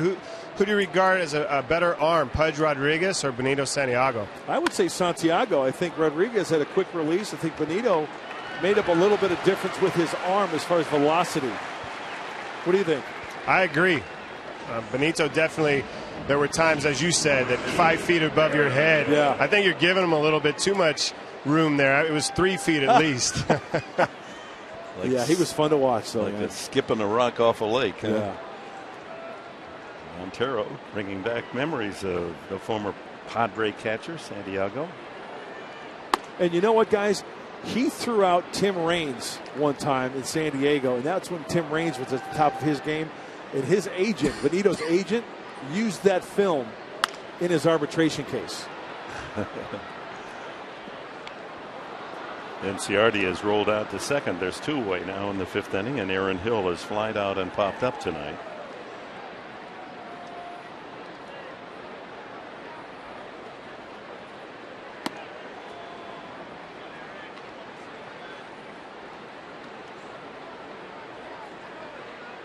That was part of the fun of coming early to games and seeing batting practice and infield and outfield practice, where you'd be able to see the outfield arms and be able to see the catcher throwing through. Right. 2-2 now to Hill. With Goldschmidt, you want to bring him up with the bases empty. He's walked both times tonight.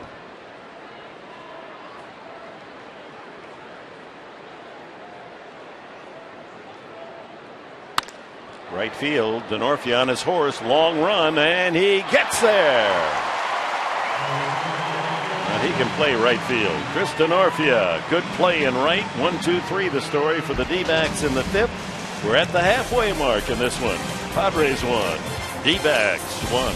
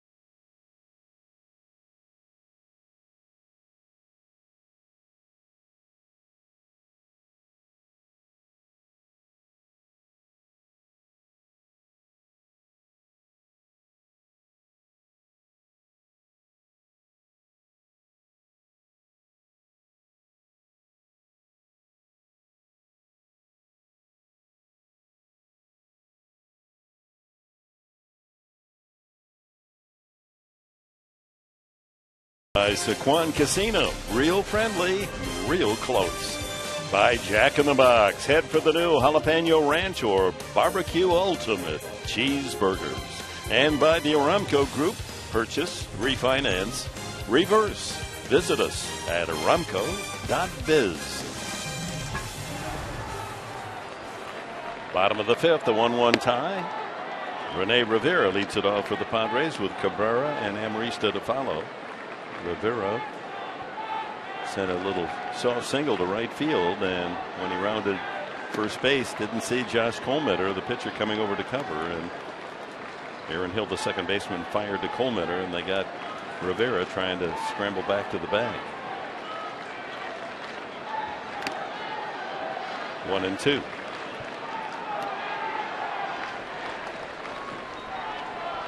Look at the Nissan game summary. And Ciarte, a single, stolen base, an error, and a sacrifice fly. Chris Denorfia, a double, ground out, and a sacrifice fly by Medica, and that's the scoring. Base hit to right center, well struck. Over to cut it off, and Ciarte, and Rivera has his second hit. Leadoff man aboard for the Padres here in the 5th inning.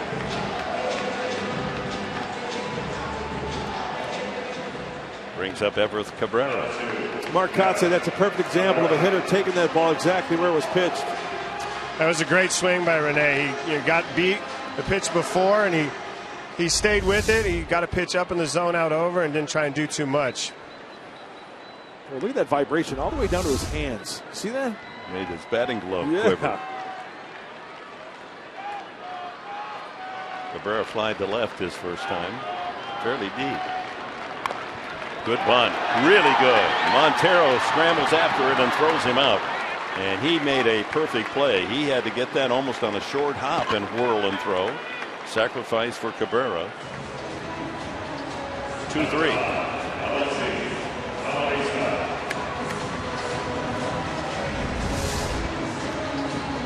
No, Montero does a nice job of spinning towards his glove side. Even though his momentum is going down towards third base on the throw, he throws it in the inside fair territory part of first base, and that's not an easy play.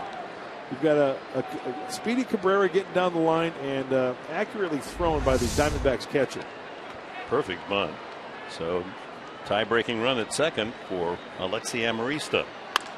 Pops it up. Right field. Parra. And there's 2 outs. No advance by Rivera. So it'll be up to Eric Stoltz to try to give himself the lead. He lined out to center field his first time. Padres' only run last night was driven in by the pitcher Tyson Ross with a sacrifice fly.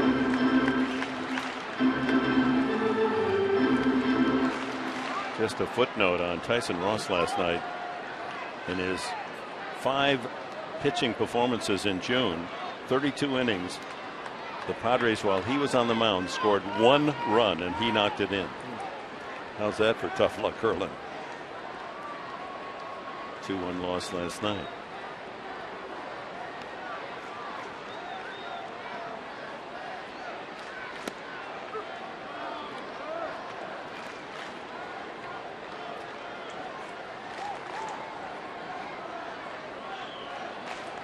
Stoltz without an RBI this year.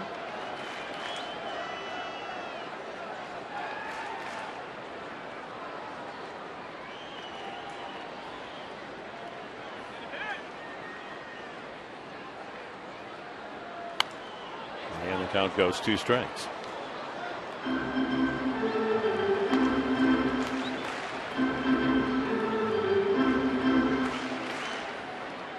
Fifth inning here at Petco with the score tied at 1. The Padres and Diamondbacks, 2 outs.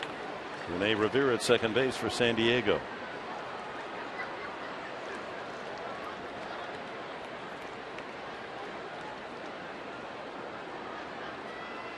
Got him. And the inning comes to an end on the 4th strikeout for Colemanter, and we've completed 5, a tie game.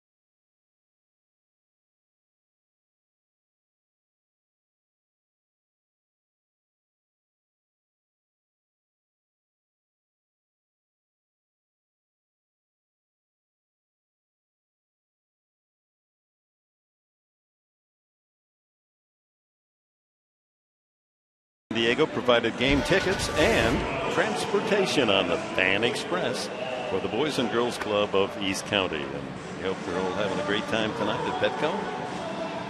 A 1-1 tie as we go to the top of the 6th inning. It'll be the middle of the order for Arizona, Prado, Montero, and Ross. Make that Goldschmidt, Prado. Maybe that would Freudian slip, try to get Goldschmidt out of the way. But no, he's going to be leading off, and he's walked both times up. Stoltz, since he walked Goldschmidt back in the 3rd, has retired the last 8 in succession. Well, Mark Conte, we've talked about Paul Goldschmidt quite a bit. What do you like about this big right-handed hitter? I like his approach, his discipline at the plate. He's very selective for a big guy with power.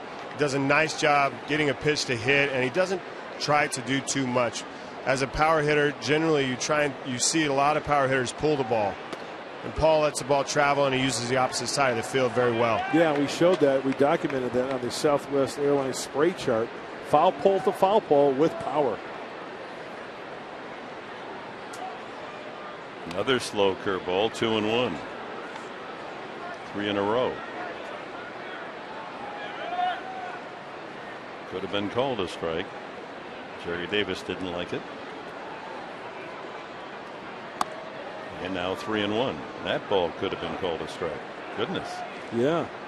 He's not a pitcher's umpire, at least in this sequence.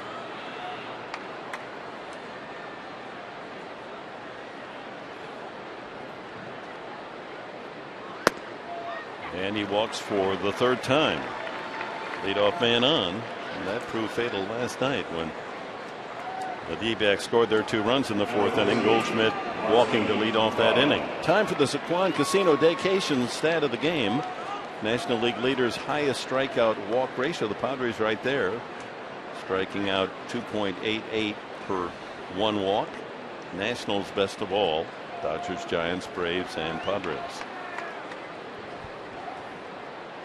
So 3 walks from Stoltz, all 3 Paul Goldschmidt, who's now walked 45 times this year.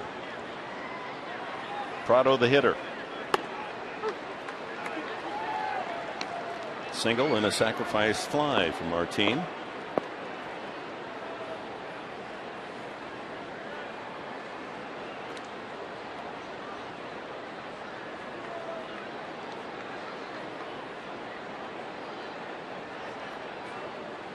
Fastball away. And it's too far outside. 1-1.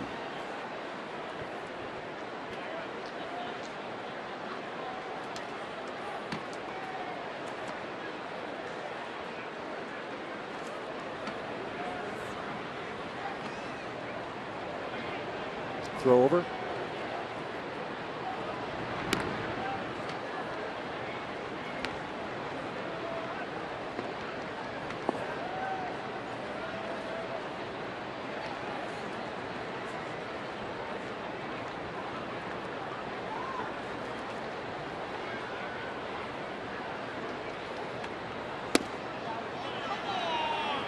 Wanted that one. 2-1.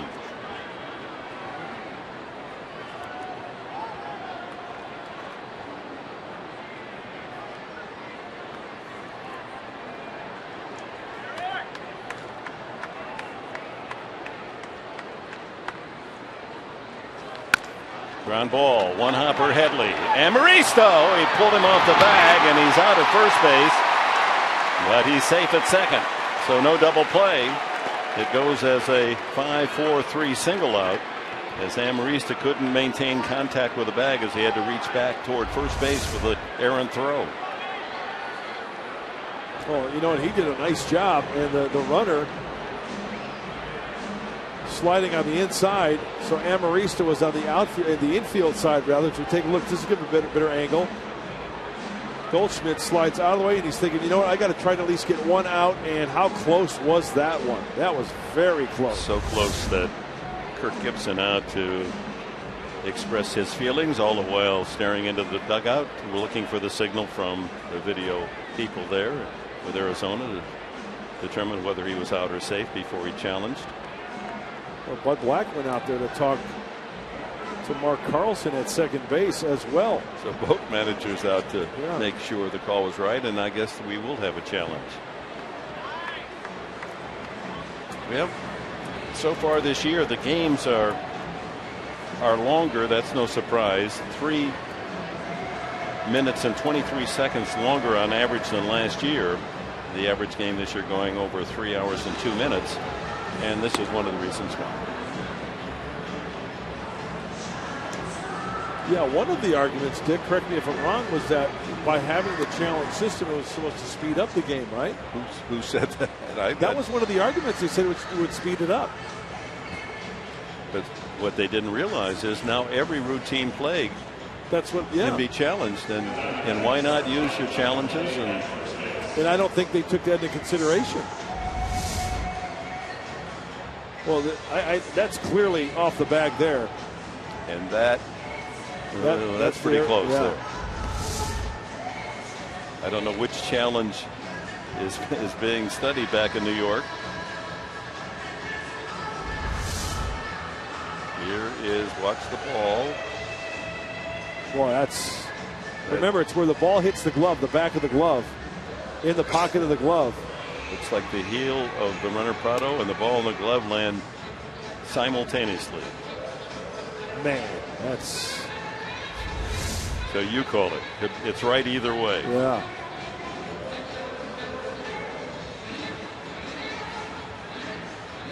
Oh my, let's be perfect. You're not a fan, huh?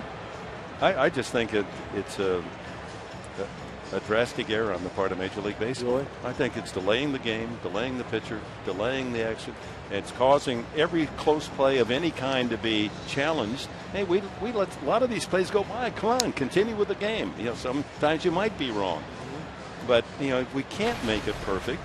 And I think by doing so, we've added an element to the game that is not desirable, lengthening the game, and we've taken away a very desirable item, and that's the emotional play of a manager or player really getting into an argument. Now, I agree with you. You just roll out there, take your time, because that gives your man back in the video room more time to study whether he was out or safe. And I like to see managers blow a gasket once in a while. Yeah. I mean, it's part of the game, huh? I think even the umpires enjoyed it when somebody would come out and give them. It comes out, and that's the call at first base. So it's confirmed. The call stands at first base. And the call at second base, had that been challenged, I guess would have stood as well. So 5-4-3, if you're scoring on the single out, there's no error. You can't presume the double play on the throw by Headley. But that moves Goldschmidt in scoring position with one out for Miguel Montero. Meanwhile, Eric Stoltz has been standing out there for 3 minutes waiting to throw his next pitch.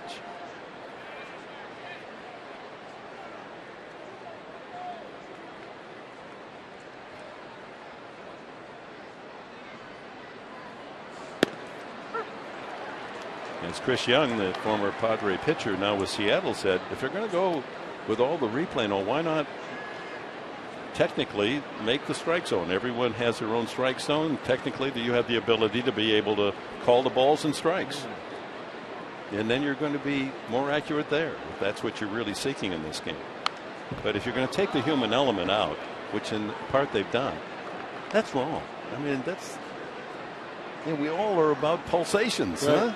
Energy, emotion.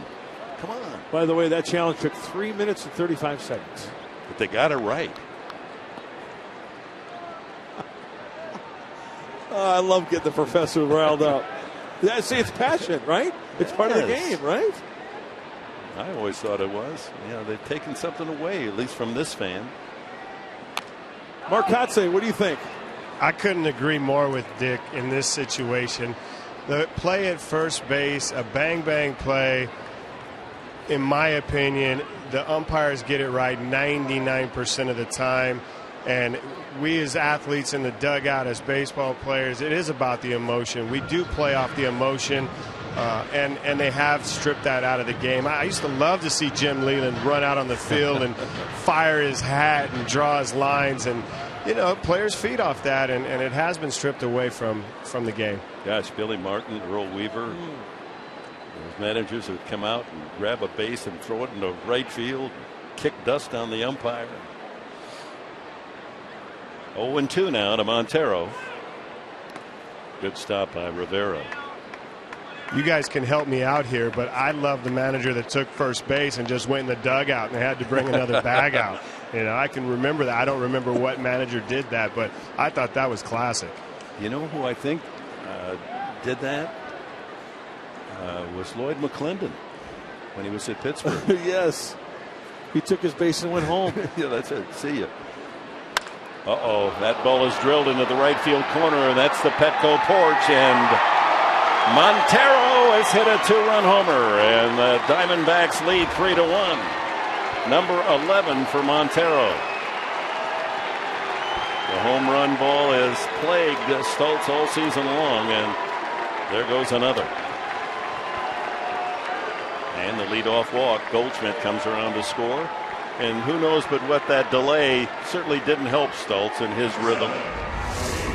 Well, it was a 1-2 changeup. And we look at the changeup, look at Rene Rivera. He wanted it down and away. It leaks down and in, and Montero puts it into the porch, as Dick mentioned.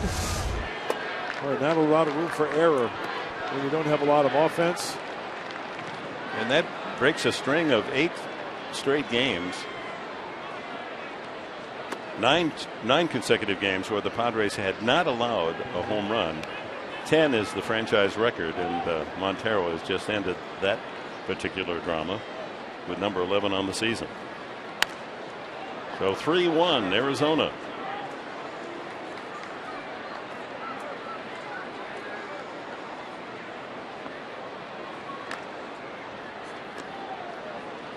See, that's the danger of that changeup down and in, a lefty on lefty, right? Almost like righty on righty. Ooh, into the hip of Cody Ross. Of course, Ross with that fractured hip last year that cost him a third of the season, the end of the season. He's aboard with 1 out, and that'll bring up Parra.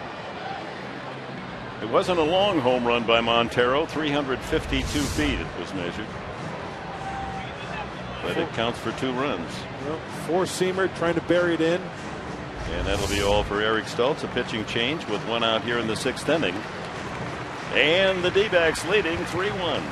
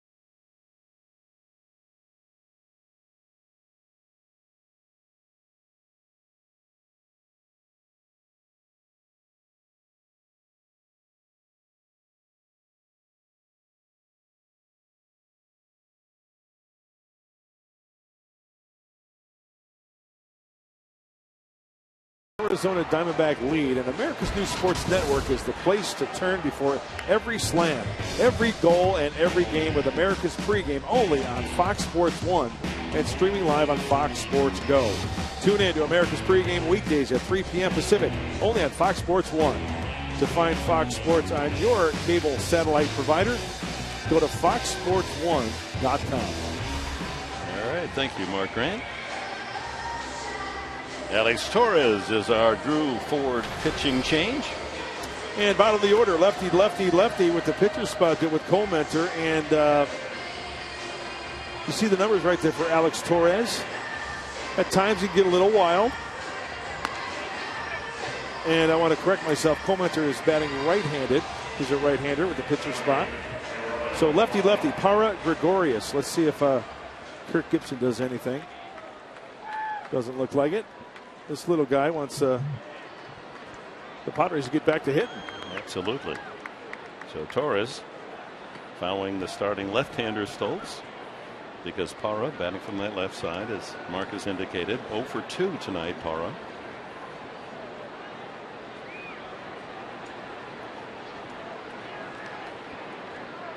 Well, the Padres, as we've been chronicling for a long time, score 4 to win. They're 26-4. They're going to have to score 4 to win tonight. To hold the D-backs at 3, however. Ross not a serious threat to run.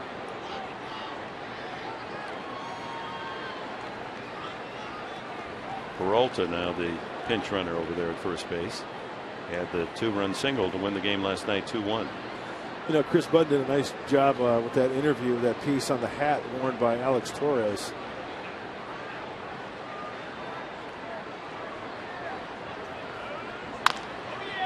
Medica drops the ball.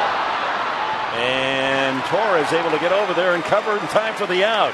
Boy, that was a dangerous journey for Torres, running right into the batter Para and able to make the play. Medica was thinking double play before he got the ball in his glove and muffed it, but the Padres do get an out. Dick, you're absolutely right. I mean, this could have been dangerous. Torres bare hands finds the bag, and then he could have just got run up the backside there. Nobody is hurt. Tommy just got it in the heel of the glove, could not field it cleanly. Well, thank goodness. A little lateral there. Yeah. But, you know, I was making the comment regarding the hat in the report that Chris Budd did, the nice report she did in Alex's first hat going to the Hall of Fame. You know, I know people have been, you know, making comments and, you know, saying how funny it looks. Well, it's funny until he gets a line drive to the bean, right? That's right. And it saves either a fractured skull or something more serious, right? Yeah, yes, it's not stylish yet, but they'll modify that. It's the first step in the evolution. And they're not going to let Gregorius hit. 4 wide ones. And they'll take their chances on Cole Mentor.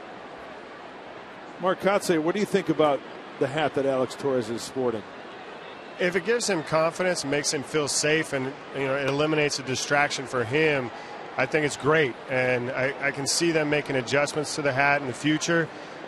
But I do think that Alex believes in it, and it takes just one more thing off his mind. And you know what? Let's not forget,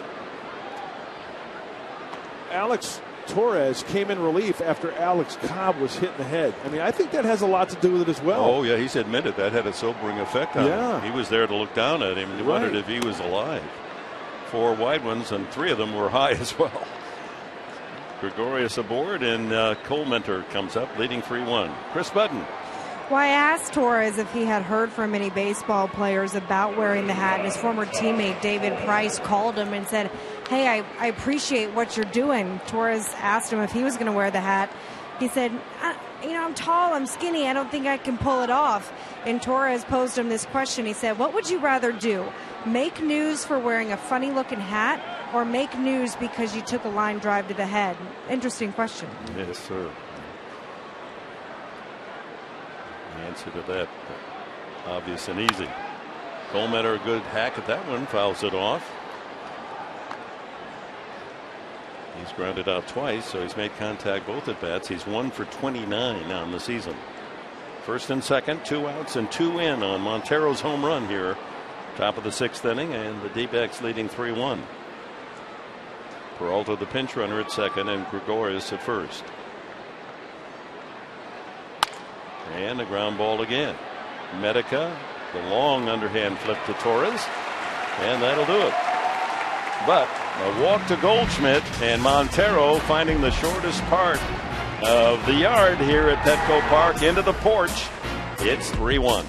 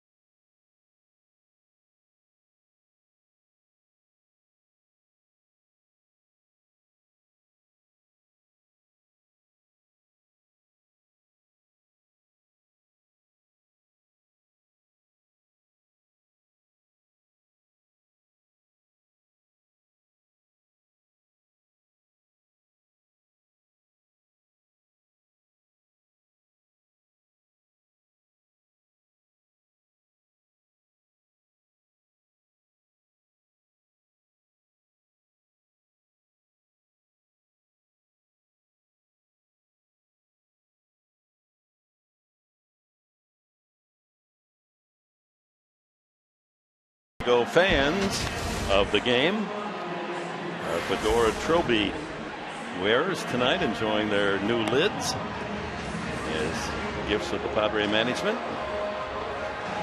Yeah, it's very distinguished.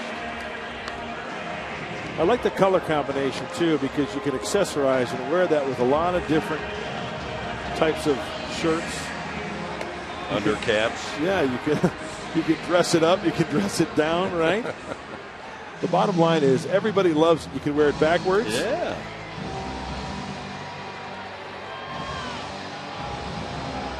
And you can use it as a frisbee. Or you can turn it inside out. I guess that's the version of the rally cap here in the 6th inning. David Peralta stays in the game in left field for Cody Ross. DeNorfia, first batter facing Coleman tonight, doubled into the left field corner and scored the only run for San Diego on a sacrifice fly. Tommy Medica. Peralta stays in the game and left. Curveball almost dropped into the zone. 2-0. DeNorfia struck out the last time.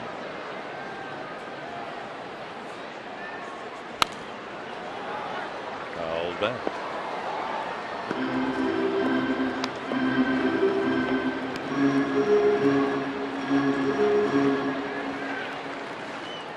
Smith and Headley to follow in the last of the 6th.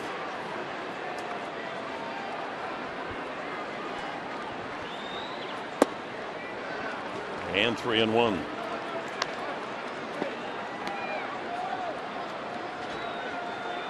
San Diego Zoo represented tonight.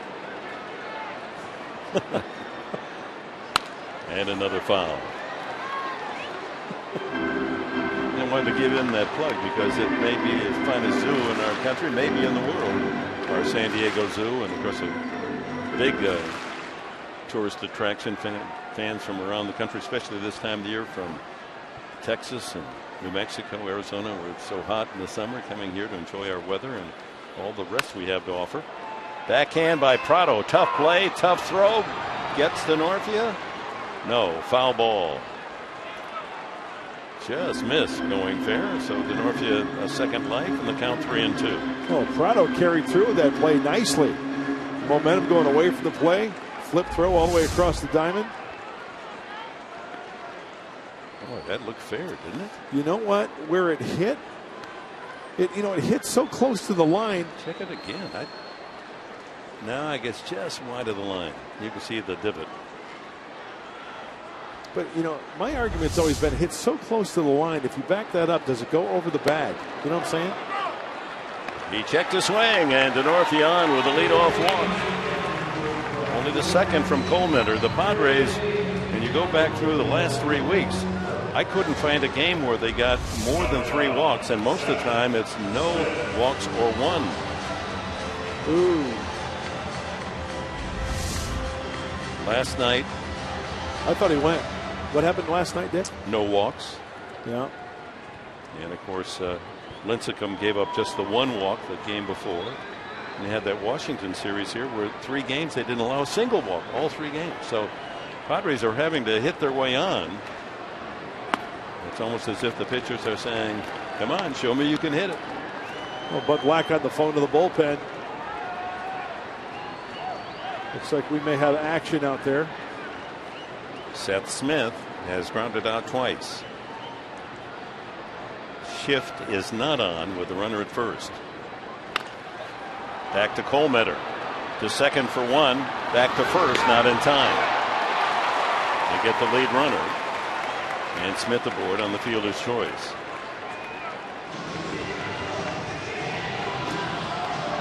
Well, sometimes as a shortstop or a second baseman, you have to be acrobatic. Gregorius has to cover on this one. You look at the feed from Colemeter, and then you've got to enter into the equation a runner coming in. Gregorius doing the splits, and look at that. He still gets a lot on that ball over to first base. But without the good hard slide by DeNorfia, if he gets a clean plant and throw, that's a double play. So those are little things there that make you a ball player. DeNorfia making sure that he did all he could to interfere with that throw legally. Yeah, absolutely. Put a little plus mark on the scorebook for Denorfia. Headley has walked, stolen a base, and struck out tonight. The Diamondbacks ending that string of Padre pitching, not allowing a home run for 9 games plus. How about a return in the favor, a 2-run shot?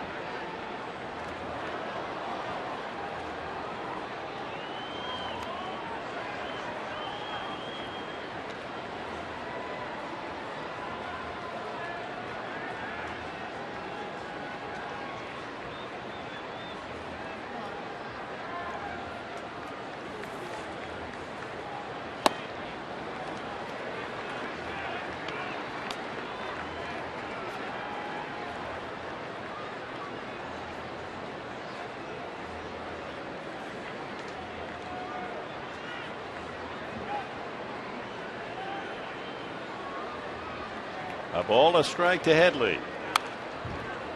Again, if you're just joining us, yes, Headley batting right-handed against a right-hander Coleman as a switch hitter. Normally would be up there left-handed, but felt because of the changeup, a devastating pitch for Coleman or for a left-handed hitter, he's going to take that away and bat right-handed. I'd say with that inside information tonight.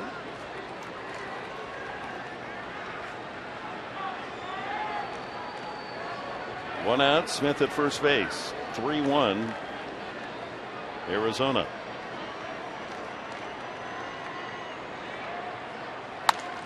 Base hit to right.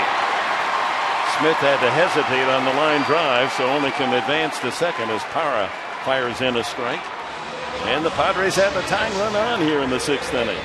Well, it seems like the Padres have taken advantage when pitches are up in the zone from Coleman. Look at this one, up around the SD and on the outer part of the plate. Well out of the reach of Paul Goldschmidt. And Mark Kotze, what do you think of that swing? I think it's a good approach right there. He was behind a couple fastballs, which kept him off the changeup that he struck out the at-bat before on, and right there he gets the ball up in the zone and lets it travel, gets on top of it nicely, and a base hit to right field. We'll have a pitcher change, and it's an interesting one. Former Padre Matt Stites comes in.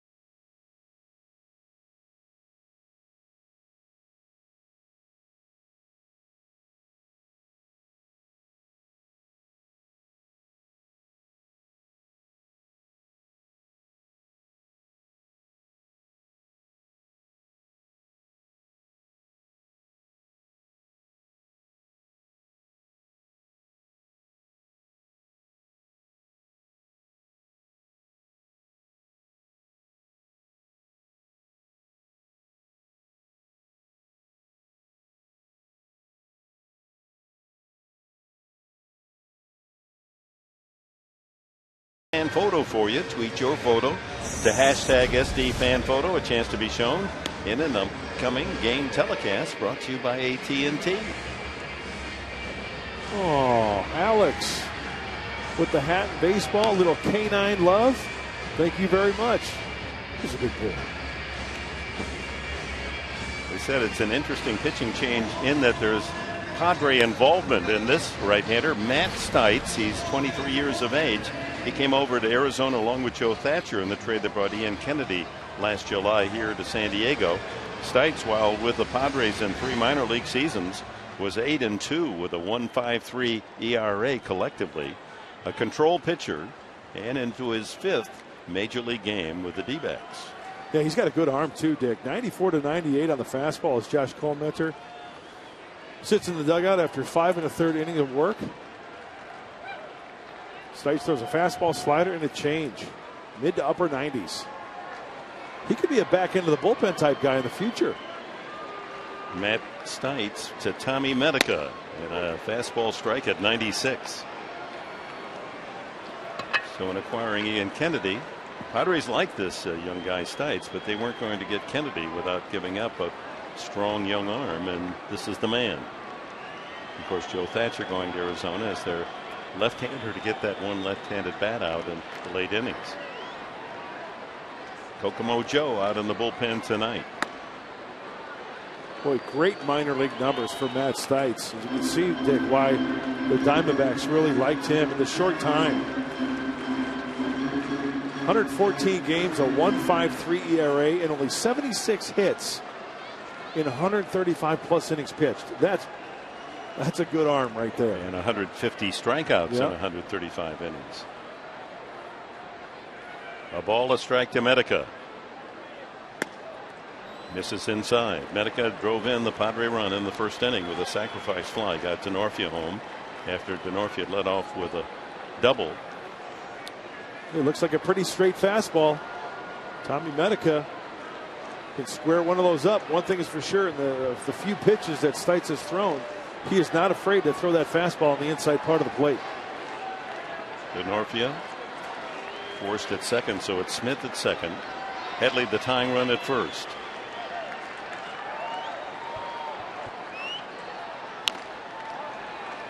And he threw him the breaking ball, and 2-2. The slider. After Medica, Cameron Maben.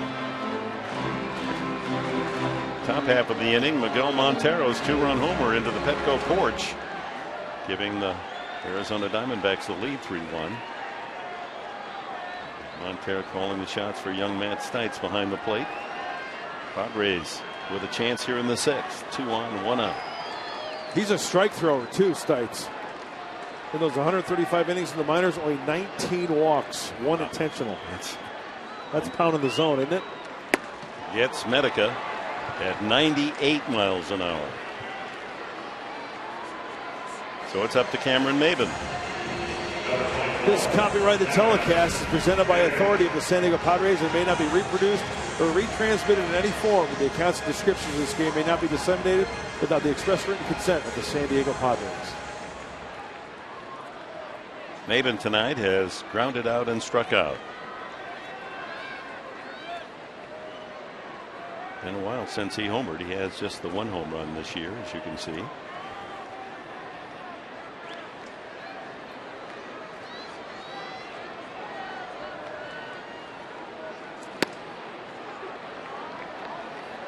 May 30th, he homered against Danks against the White Sox.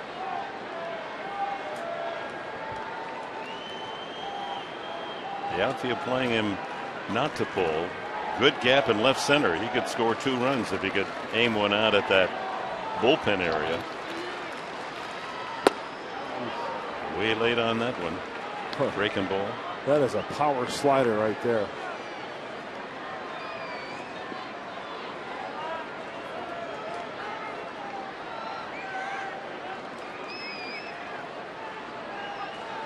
Stites did his college pitching at the University of Missouri. That'll please Chris Budden.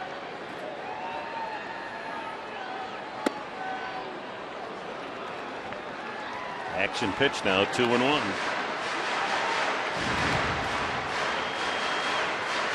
You know, Mark, that's 3 straight sliders to Cameron Maben. I have a feeling he might be getting a fastball. I like the aggressive swing on the 1-0 slider. You swing through that pitch. You don't put it weakly in play. And hopefully we'll get a fastball out over right here and get a hard hit ball. Yeah, he better turn it up a notch if he does get that fastball after seeing those 3 sliders.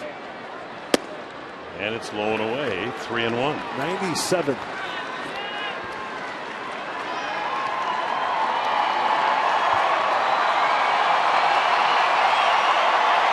Saturday night crowd trying to get the Padres going here in the bottom of the 6th.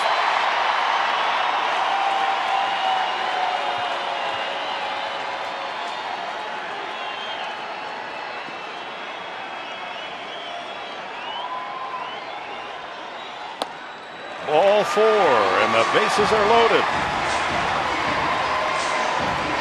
Headley to second. Smith over to third. And Rene Rivera, 2 for 2 tonight, is the hitter. All right, well, one thing, as Montero has a chat with Stites, with the runners in scoring position, you know what? Rene Rivera, he's got to be looking for number 1 right out of the chute. Marcotte, I know you've been in situations like that. That's why I think he may start him off with a slider. If he does start him off with a slider, I hope Rene swings through it. As we said earlier with Cameron, he swung through that 1-0 slider. He worked the count. He got leverage, and he was patient. He didn't expand on the 3-1 fastball.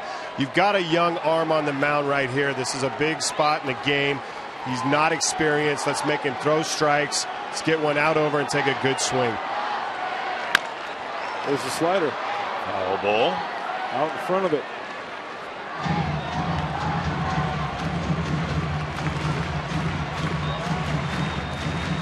You know, as a hitter right here, you're trying to slow the game down. You're trying to bring the game to you, not to the pitcher. The pitcher has to throw the strikes. So Rene right here looking for a ball that he can handle and drive through the middle of the field. Both his hits to the opposite field tonight. And Stites ahead 2 strikes. Another slider.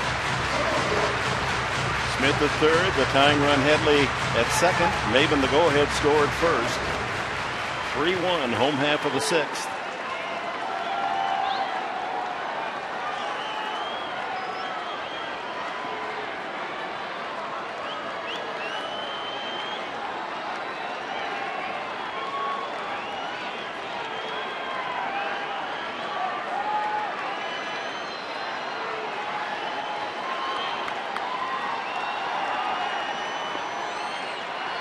Got him. Threw him another slider. And that's it for the Padres. They leave the bases loaded in the 6th. It's still 3-1 Arizona.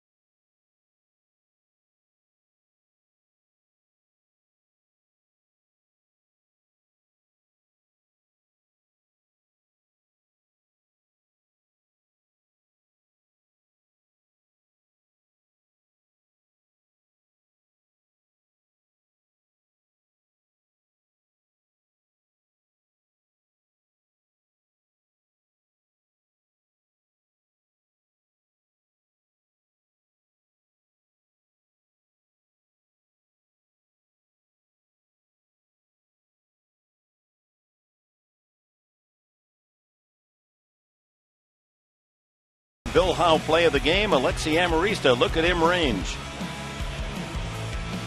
11 yards to make that diving stop and throw out Gerardo Parra. Our play of the game.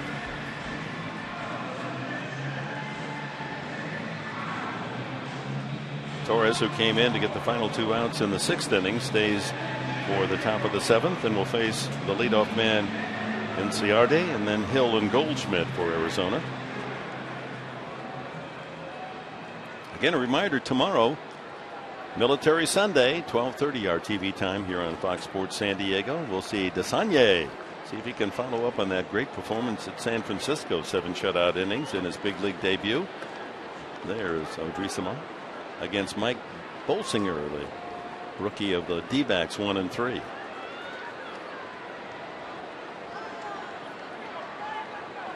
Honoring the children of the military on a Sunday tomorrow. Inciardi, a single, stole a base and scored the first Arizona run in the third inning. That tied the game at 1. Montero giving the D-backs the lead with a 2-run homer in the 6th. The Diamondbacks held only 3 hits in the game. Stultz went 5 1/3, 3 runs, only 2 earned, 3 hits, 3 walks, hit a batter, and struck out 2.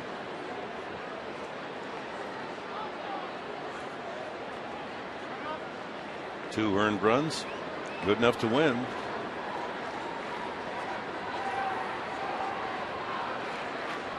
Ale Perez getting ready in the bullpen. Ground ball sharply right at Alexi Amarista for the first down.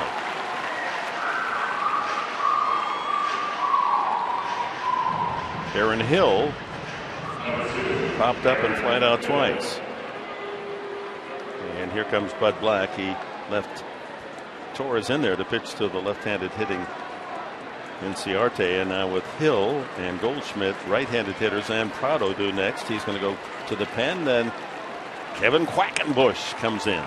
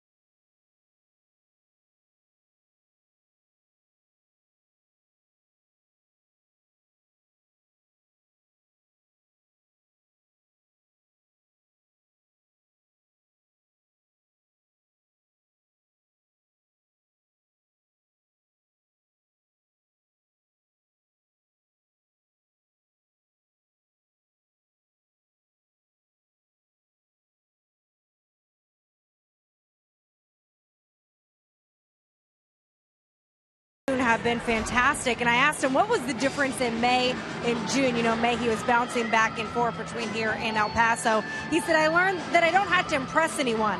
When I was here in May and I knew I was going back and forth, I felt like every time I had to come in, I had to make an impression. He goes, now I'm just being me. He also said working with Darren Balsley has paid huge dividends. He said his knowledge and his scout of the hitters is just amazing, and just the fact that I've gotten to work with him on a consistent basis has really changed my game. Yeah, thank you, Chris. Indeed, Darren Balsley, I'm in his company of players that praise his virtues as a mentor. It goes on and on, doesn't it? Absolutely. Well, let's see how he does here with some tough hitters. Aaron Hill, Goldschmidt scheduled after Hill.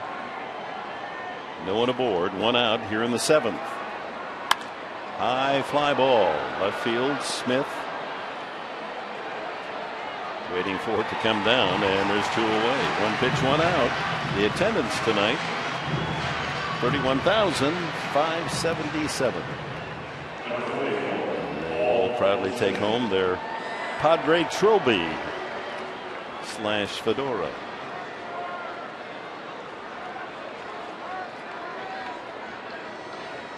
Goldschmidt on base 3 times, all on walks.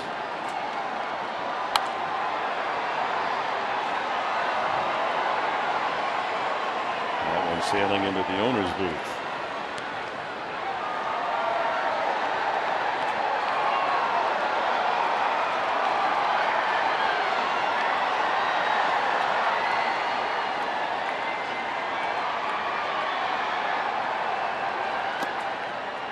1-1 the count with Martin Prado on deck.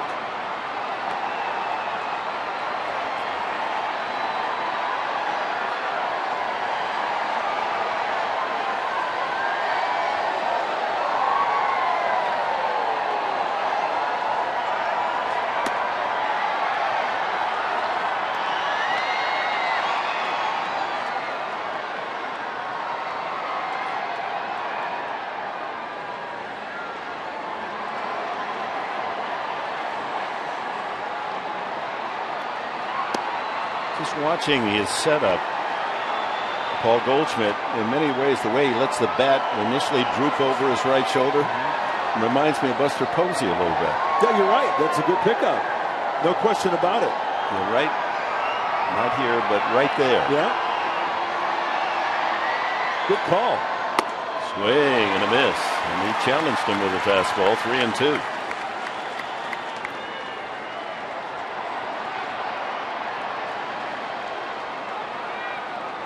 Going after the high heat, and that was a strike.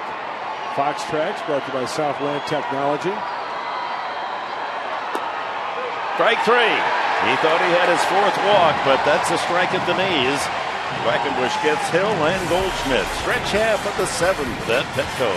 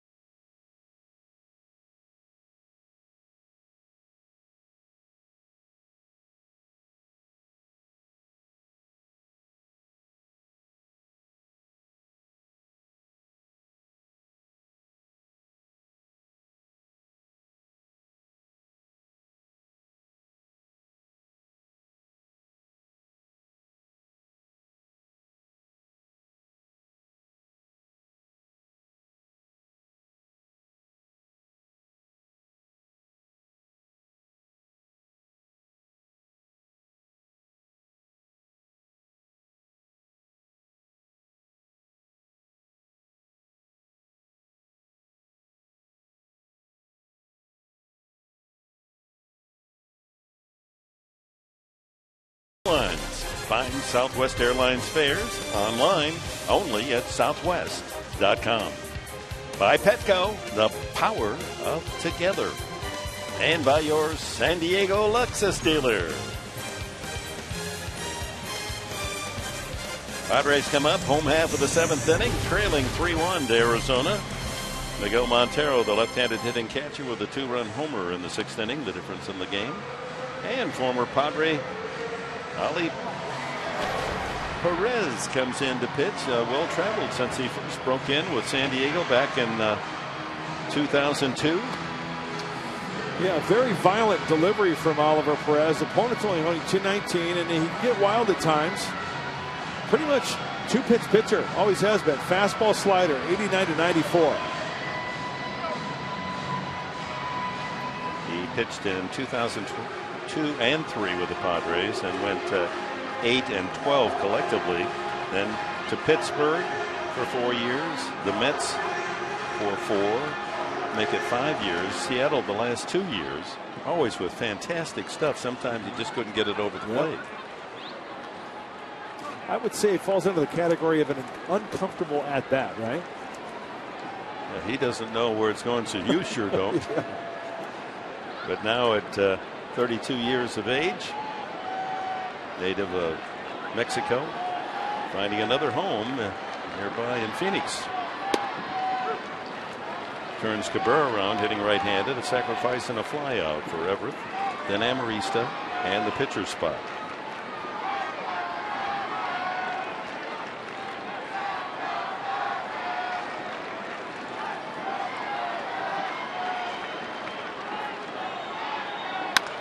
Watch out.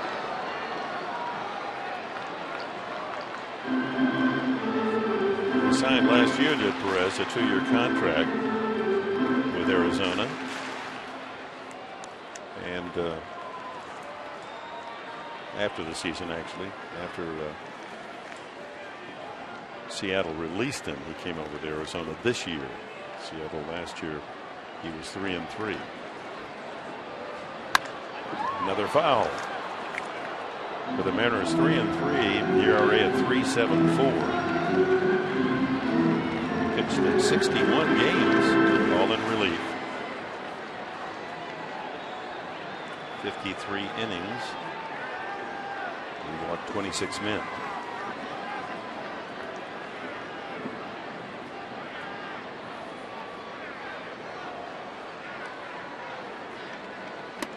And he strikes out Cabrera high and away. And we're going to see the newest Padre come up here in the 7th inning. Hey, Tuesday on Fox Sports San Diego, catch an all-new episode of SD Live. You're going to get to know Tommy Medica from the Padres. Plus, SD Live co-host Brooke Roberts goes fishing with Chargers defensive tackle Corey Legion. That's Tuesday after Padres Live on Fox Sports San Diego. Don't miss it. Set the DVRs. So here's the newest Padre, Irving Falou, just joined the club today. Picked up on waivers by the Padres. Switch hitter. Jace Peterson sent to El Paso to make room on the 25-man roster. Falou, 99 at-bats in the big leagues with Kansas City and Milwaukee, hitting .303, 30 hits in those 99 at-bats. And at Nashville was hitting over 300.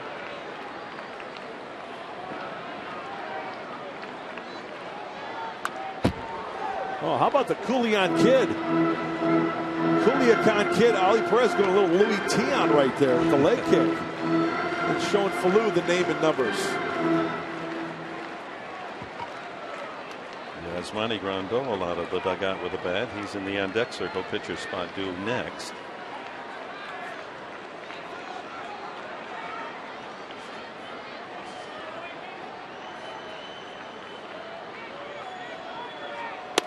And he goes down swinging, so Perez takes care of both Cabrera and Falou. And here's Grandal.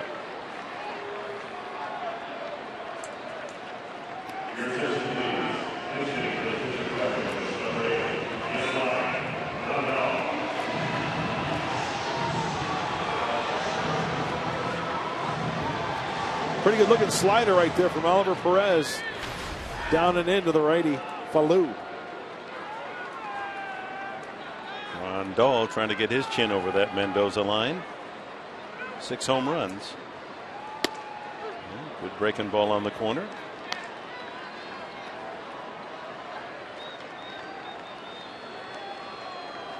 Arizona 3 runs on just 3 hits. The Padres 1 run and 5 hits.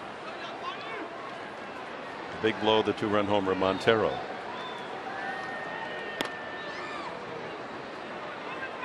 One and one the count.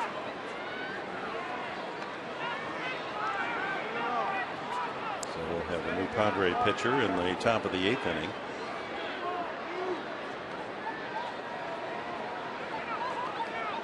Yeah, the count is 1-1. Scoreboard has it 2 strikes, and Bud Black and third base umpire Greg Gibson is going to come in and converse with Davis. That one goes off the shin guard of Montero. Is he totally crossed up, or what happened there? You know, there's nobody on base, Dick, and that raises the question. I don't know what he was thinking there, but just to clarify, it is 1-1. Gibson looking up at the scoreboard, and it's still 0-2 up there. You saw Davis, the plate umpire, indicate with the index fingers 1-1.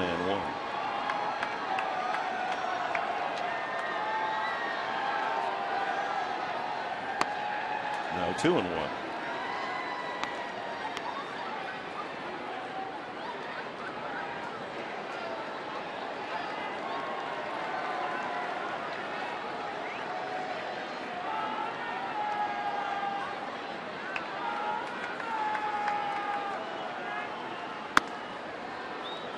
3 balls and a strike. Leadoff man Denorfia on deck. Well, a lot of moving parts from Oliver Perez. As I mentioned a little bit ago, he'll show you that name and number on the back and then square up and then drop the arm angle. Flip it up there, fastball, slider. That's the slider grip right there, working around it from low 3/4. And he lost him. 2-out walk to Grandal. That'll bring the tying run to the plate. Chris Denorfia.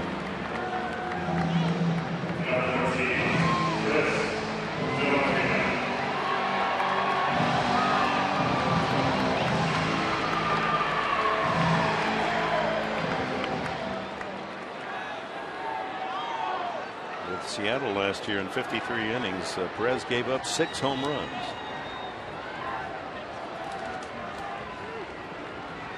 Denorfia's seen him before, and he's taken him deep.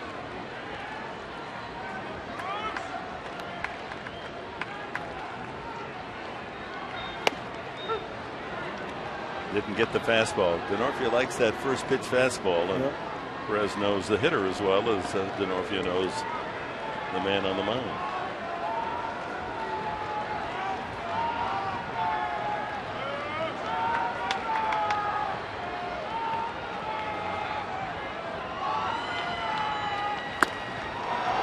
Another breaking ball. Back-to-back sliders.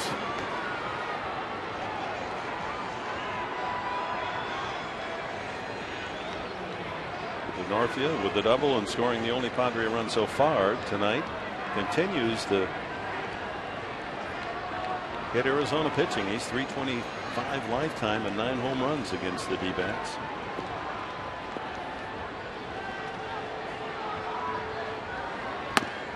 One ball, 2 strikes.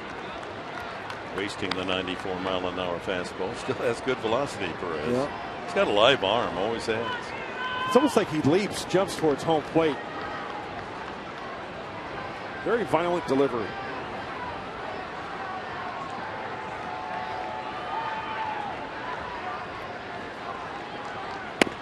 Strike 3 call. Strikes out the side, Perez. And we'll go to the 8th inning. Arizona in front, 3-1.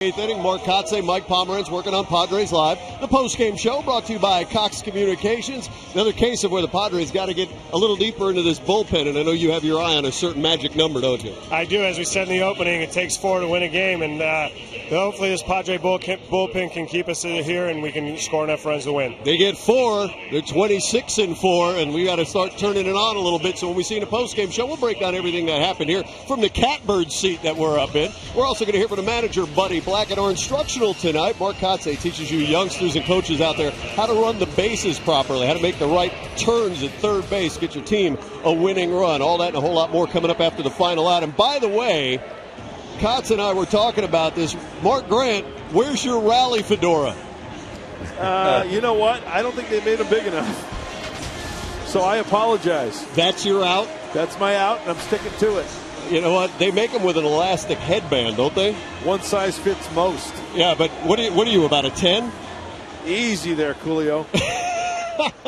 Well, we need a little something, man. Give us a little energy. Yeah, well, hopefully Joaquin Benoit can hold the Snakes at 3, and the Padres can get some magic shillelaghs working. Maybe a little bit of magic from the Trilby tonight. Joaquin Benoit comes in to pitch the 8th inning. Martin Prado to lead off for Arizona. A single, a sacrifice fly, and a ground out tonight. And he lines a base hit over the head of the leaping first baseman Medica, fielded quickly by Denorfian right, and a leadoff single greets Benoit off the bat of Prado. He's had a good night, 2 for 3 and a sacrifice fly. That's only the 4th Arizona hit. Grandal, by the way, stays in the game behind the plate, and Falou replaces Amarista at second base.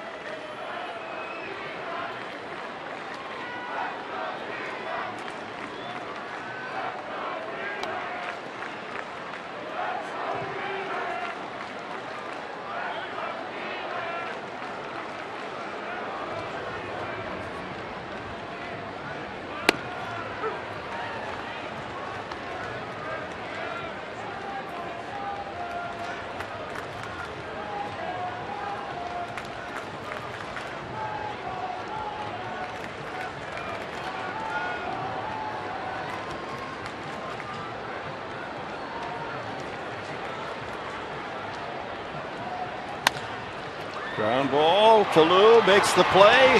Gets one there. Back to first. A double play. Irving Falou showing his defensive prowess. Makes an excellent stop and throw. And the Padres get a 4-6-3 double play. From his knees, does he fire a strike? You betcha. And a nice turn by Cabrera. Falou can play almost any position. Feels most comfortable, he said before the game, at second base. Tell you what, looking very comfortable out there. That's a gem. That was a good play. So 2 outs to Peralta. Batting in Cody Ross's spot. Ross was hit by a pitch in the 6th inning, and Peralta went in to run for him. He had the big 2-run single in the 4th inning last night that won the game 2-1.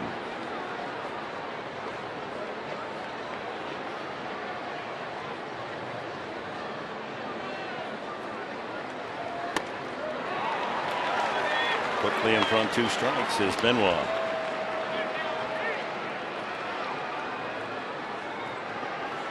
Benoit has not allowed a run his last 14 appearances. Came into this game with an ERA of 1.42.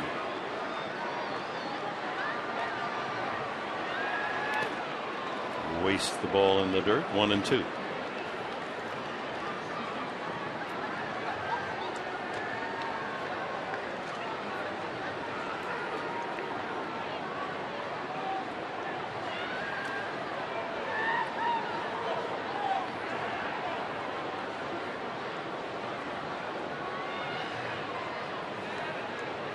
Here comes the changeup.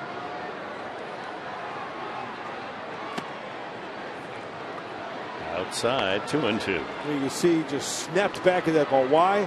Joaquin Benoit kind of dropped his arm ankle working underneath that changeup. It just takes that little bit, that different feeling, a pitcher, when he throws a certain pitch, he immediately knows that he wasn't in the right arm slot.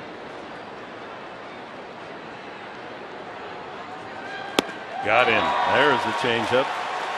And that's it for the D-backs in the 8th inning. Seth Smith will lead off the Padres 8th. They need a couple to tie this one. It's 3-1 Arizona.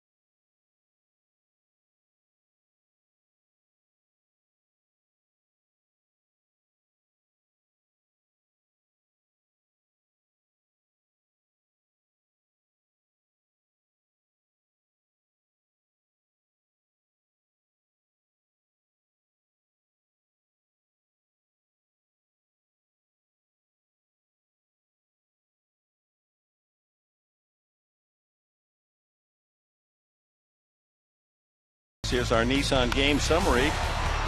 Tommy Medica brought in the Padre run in the first inning after Chris Denorfia doubled. Martin Prado, he uses the sacrifice fly. They get Inciarte home for a 1-1 tie. That was in the third. And then the big low, Miguel Montero going the short distance to Petco Porch, 352 feet. His 11th home run with a man aboard, and that's where we stand, 3-1. Padres running out of innings. Here's the bottom of the 8th inning, and Brad Ziegler, the side-arming, submarining right-hander. This kid has shown off his muscles. He wants the Padres to show some muscle. Yeah, that's right. A menacing look from that young lad. Ziegler, opponent's hitting .199. Yeah, he is a tough one. He is a ground ball specialist. We saw him last night in the 8th inning. 1 inning, zeros all the way across for the sidewinding right-hander. Smith up 3 times, 3 groundouts tonight. That's his average, dipping down here in June to 281. Still the Padres' best. 1-1. Headley and Medica to follow. The reason the Diamondbacks have been laboring in last place most of the year is the bullpen hasn't been very reliable. Well, a different look from Ziegler. Starting up top, coming down almost like a fast pitch softball type pitcher. Low 3/4. Ouch on the elbow. And 3-1 to Smith.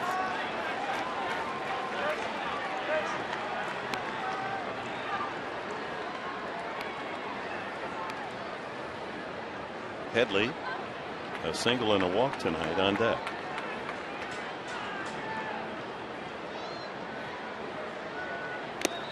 Fouled into the glove. Full count. He doesn't throw that hard. It's 84, 85 on the fastball. It's the movement that gets you. And, of course, the arm angle.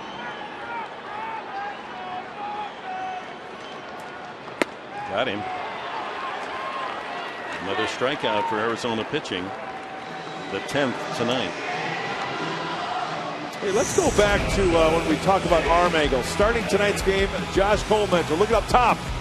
You measure it 7.9 feet from the right-hander and the downward plane for the swing and miss. Brad Ziegler, the sidewinder, 2.3 feet. He'll toss the frisbee up there. He'll toss the two-seamer. Headley with a ground ball right through the arms and legs of Aaron Hill. And Headley safe on the air. Well, there's a break for the Padres. That'll bring the tying run to the plate. As usually very reliable. They're going to call that a base hit? Oh, somebody gave me the thumbs up. That's an error all the way. Absolutely. I was having a little fun with our angry statistician here because you never know. So the bobble by Hill gives the Padres a chance here. With Medica stepping in, he has the sacrifice fly. An infield hit just hustled his way to a base hit back in the 4th inning and struck out the last time.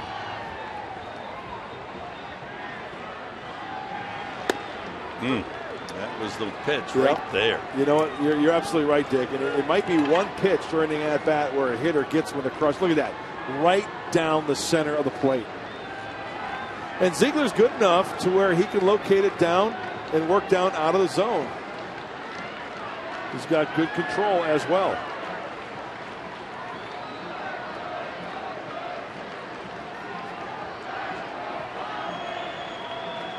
$31,577. Waiting for that one big swing. See, now he goes after the bad pitch, and it's 0-2.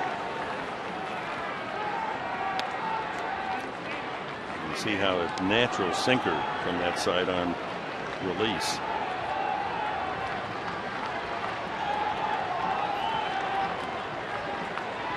Cameron Maben on deck. 1 out here in the 8th. The Padres need 2 to tie.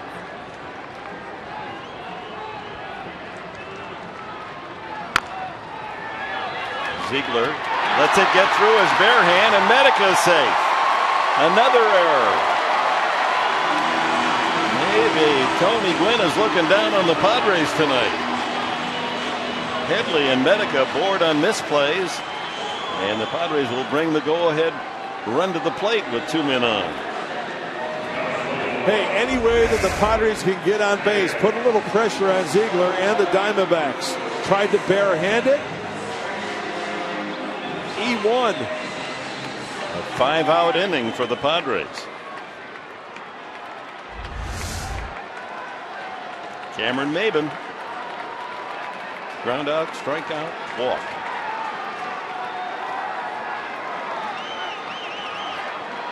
Oh, here's a situation you got to take advantage. Yep. 2 gifts. Base runners aboard.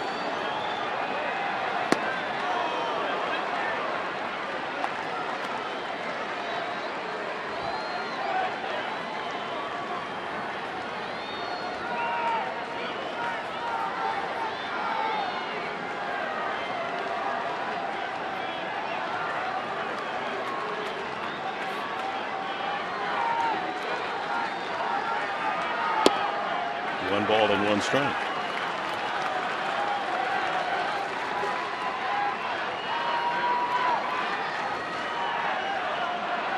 Seems almost inconceivable. Maben has 140 at-bats this season, and he's got 5 RBIs. There's a chance to get 3 with 1 swing.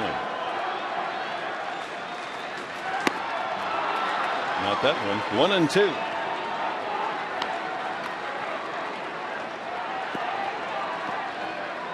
After Maben, it's Rene Rivera. But looks like Jake Goldberg is in the on-deck circle. And Carlos Quentin there posing as a threat at the edge of the dugout.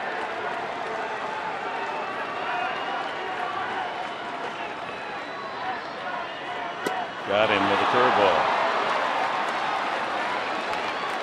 The Padres' last 6 outs have all been strikeouts. Well, Brad Ziegler using both sides of the plate. First pitch sinker and the second pitch sinker down. There's the first pitch again, so 1-2, and then he throws the frisbee on him. Talking about using the razor X out there, dicing and slicing both sides of the plate and finishing him off with that slider down and away. So Jake Gobert will hit for Rivera. Rivera was 2 for 3 tonight. This is Benoit's spot, and they made the double switch. Rechecking the book, the last 7 outs made by the Padres have been strikeouts. They've had a couple of walks in that period and 2 errors.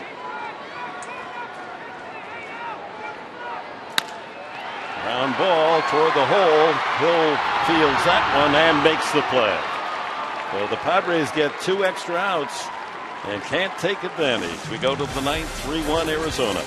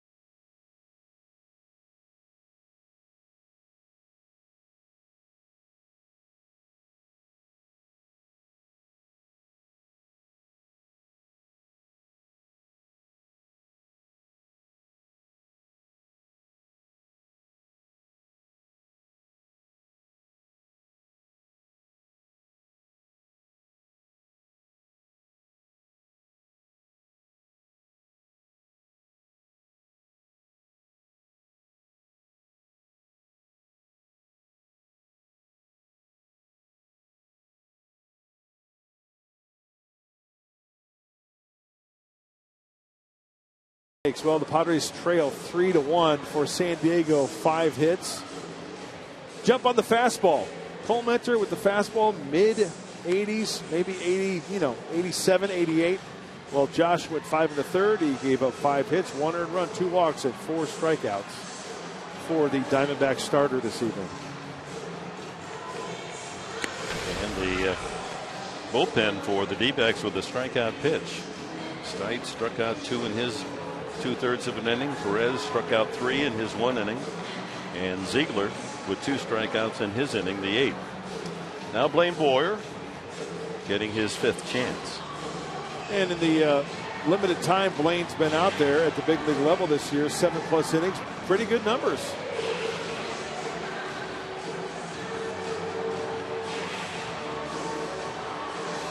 Lefties 1 for 8 off of Blaine Boyer, and right-handers hitless 0 for 15. Parra 0 for 3, then Gregorius and the pitcher's spot.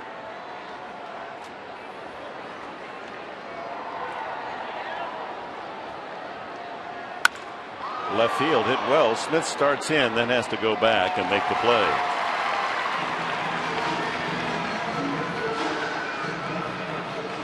One quick out. Here's Gregorius, 0 for 2.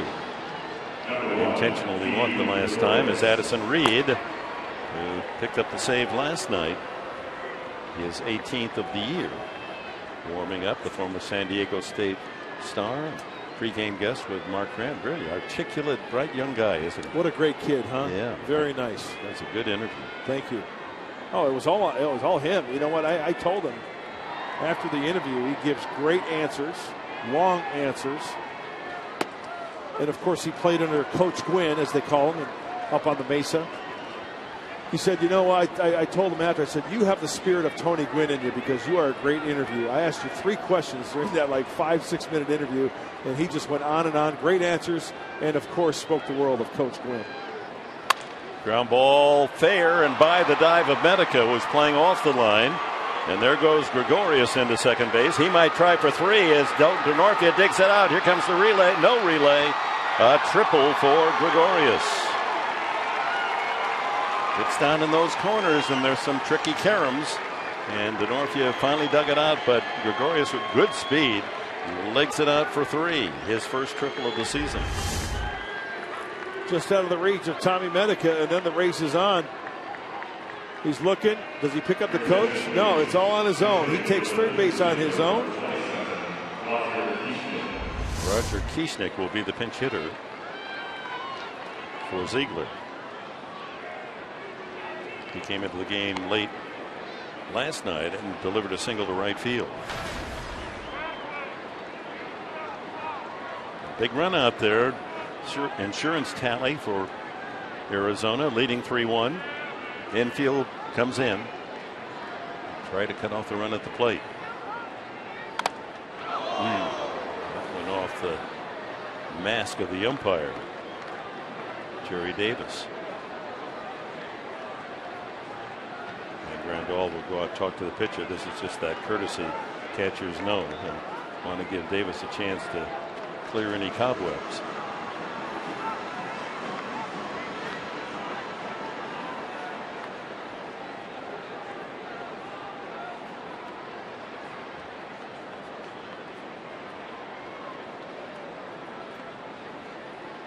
Hit column even, 5 aside. Arizona with the big blow, the 2-run homer Montero, and now a triple from Gregorius.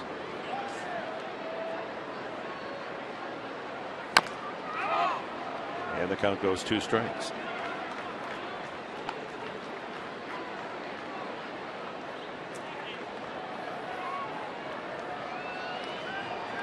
Be a good spot to come up with that strikeout pitch for Blaine Boyer.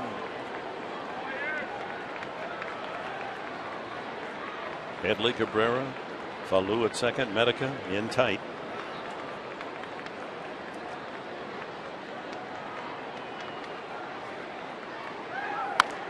Popped up back toward us. On the play.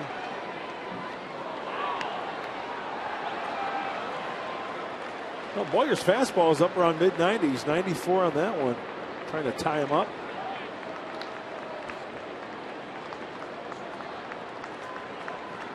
Stay tuned after this one. After the Padres come back and win it, Padres Live, the postgame show. Mike Pomerantz, Mark Kotze breaking it all down for you. Fine foul. One of the 31,577 here tonight will go home with a Trilby fedora and a souvenir.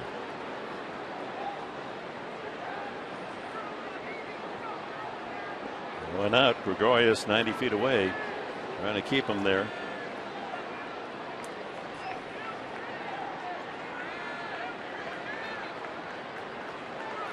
Got him with a changeup or a slow curveball. Yeah, he chased it in the dirt. Strikeout. And the second out of the inning.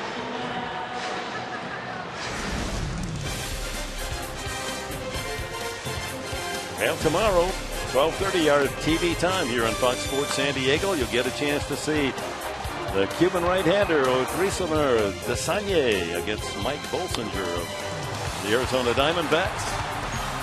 Will Desagne show the same great stuff shutout material that he offered the Giants up in San Francisco when he went 7 innings to give the Padres a big win? Military Sunday tomorrow. The boys will be in Camo. First pitch fouled away by Inciarte. And muffed it, and it falls down into the lower tier. 1-4-4 for Inciarte, and scored the run in the third.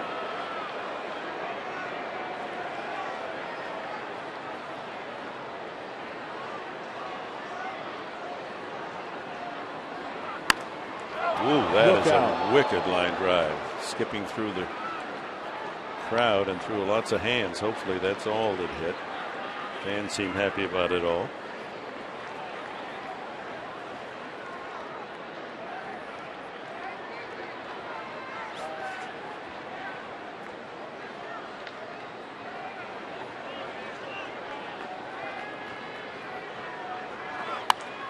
Another foul.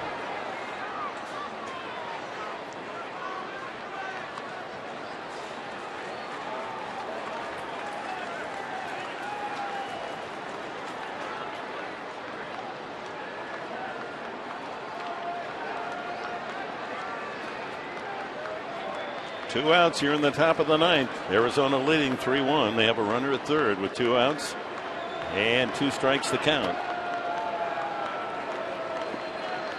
Blaine Boyer trying to pitch out of a 1-out triple delivered by Didi Gregorius. Looking ahead, last of the ninth, Cabrera, Falou, and Grandal are scheduled.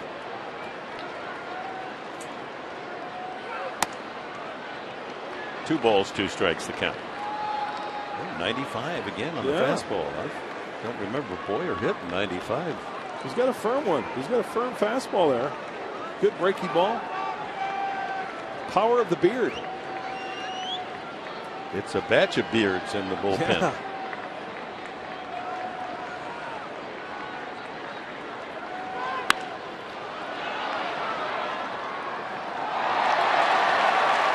Fan making a good play. That gentleman says, I know what to do. You bring the glove, and that's the reward.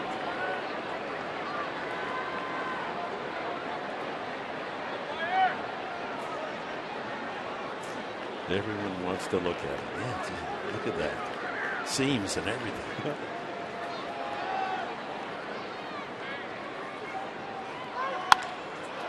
Right center field. Maven's got a long run and makes the play. Padres bottom of the ninth. Can they get 2 to tie or maybe 3? It'll be Addison Reed, the closer for Arizona.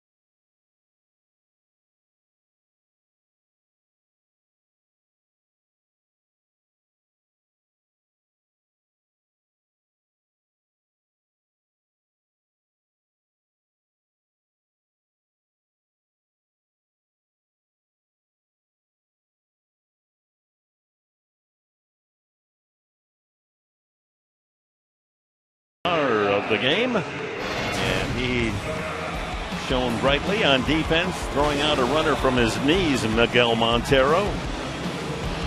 Erasing Tommy Medica with that laser throw. And then with the score tied 1-1, sixth inning, pulled Eric Stoltz into the right field corner. A Petco porch home run. And that's where the score stands 3-1. Miguel Montero is our Carl's Jr. star of the game. And now we'll go to work with the lanky right-hander Addison Reed. 18 saves and 21 opportunities. Yeah, 33 plus innings. He's a strike thrower as well. And the strikeout is a huge story for Addison Reed. 40 in those 33 and third innings. Two of them last night as he retired the side in order in the ninth inning. He throws a fastball, slider, changeup, low to mid-90s from the right-hander. Cabrera struck out, flied out, and sacrificed tonight, 0 for 2.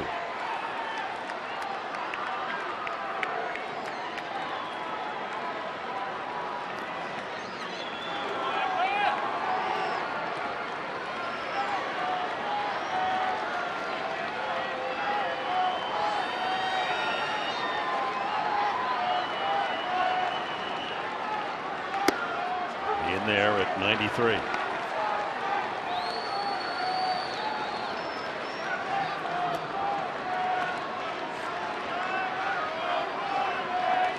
Looks taller, 6'4", 220.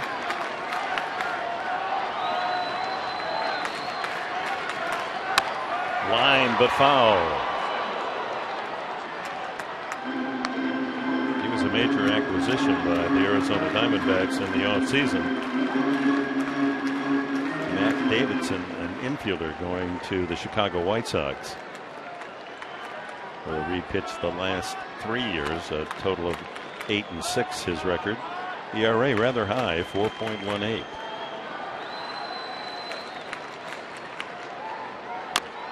Excuse me, swing. Prado, good play. One away. Prado hits the range far off the bag at third to make that play. If that gets by him, it's a base hit. So Irving Palu gets a second chance. He struck out as his debut as a Padre back in the 7th inning against Ali Perez.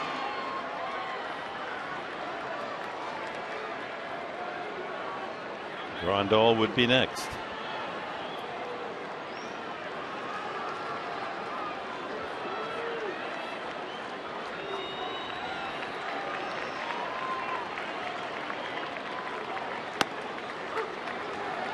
Padres suffering the no-hit hangover. They get no hit the final game in San Francisco, and they come up with only 1 run, 6 hits last night, 1 run and 5 hits tonight.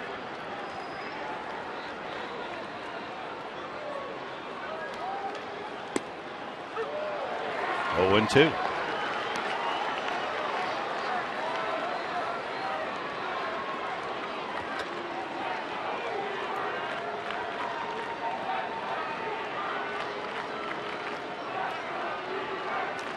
Got a call there.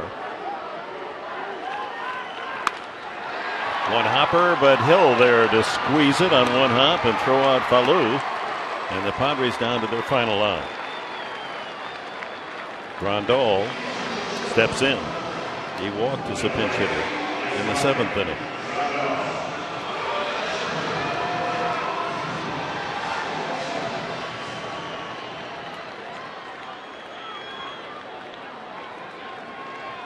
Try to get on there and bring up Denorfia a tying run.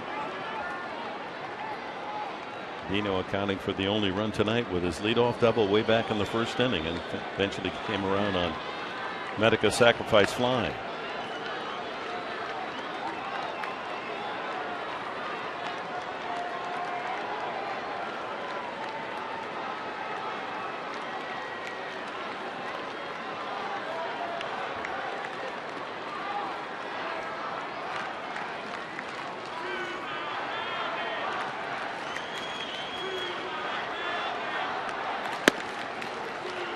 Rita local land, not only San Diego State, but high school at Los Osos High School in Rancho Cucamonga.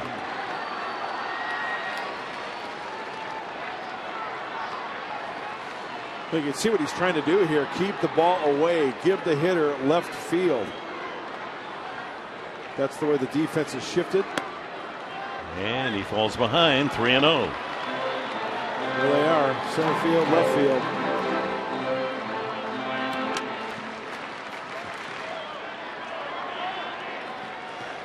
Fastball's away. Give him the fly ball the opposite way.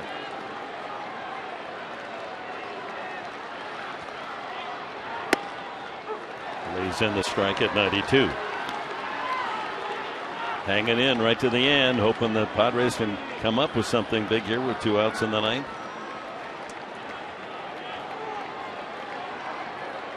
They did against the Dodgers the last homestand.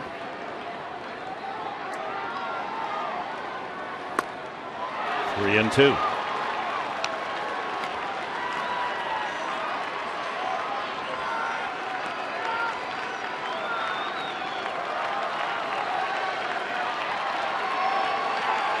A strike away from his 19th save of the season. Addison Reed, 3-2 to Grandal. And he walked him. And the tying run will come to the plate here in the ninth.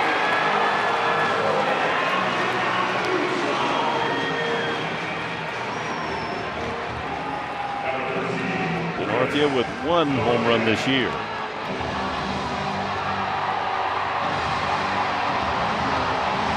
If he keeps it going, the Padres have Seth Smith waiting on deck.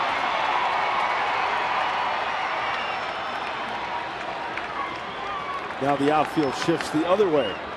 In center field, Inciarte on the first base side of second base bag. Starts Kino with a breaking ball strike. Huge hole in left center. That is a mighty gap between left fielder Peralta playing more toward the line and Inciarte into right center field. He went around 0-2.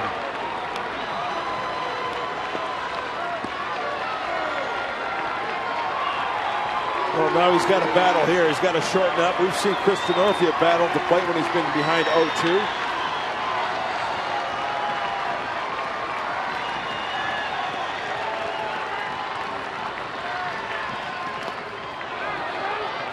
Checked his swing, 1-2.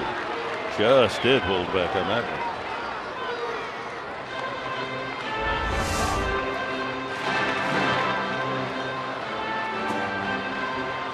Strong wrist.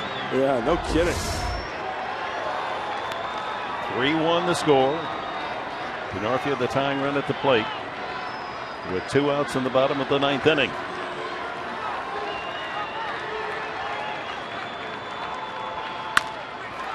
Chopper to short. Gregorius with a flip.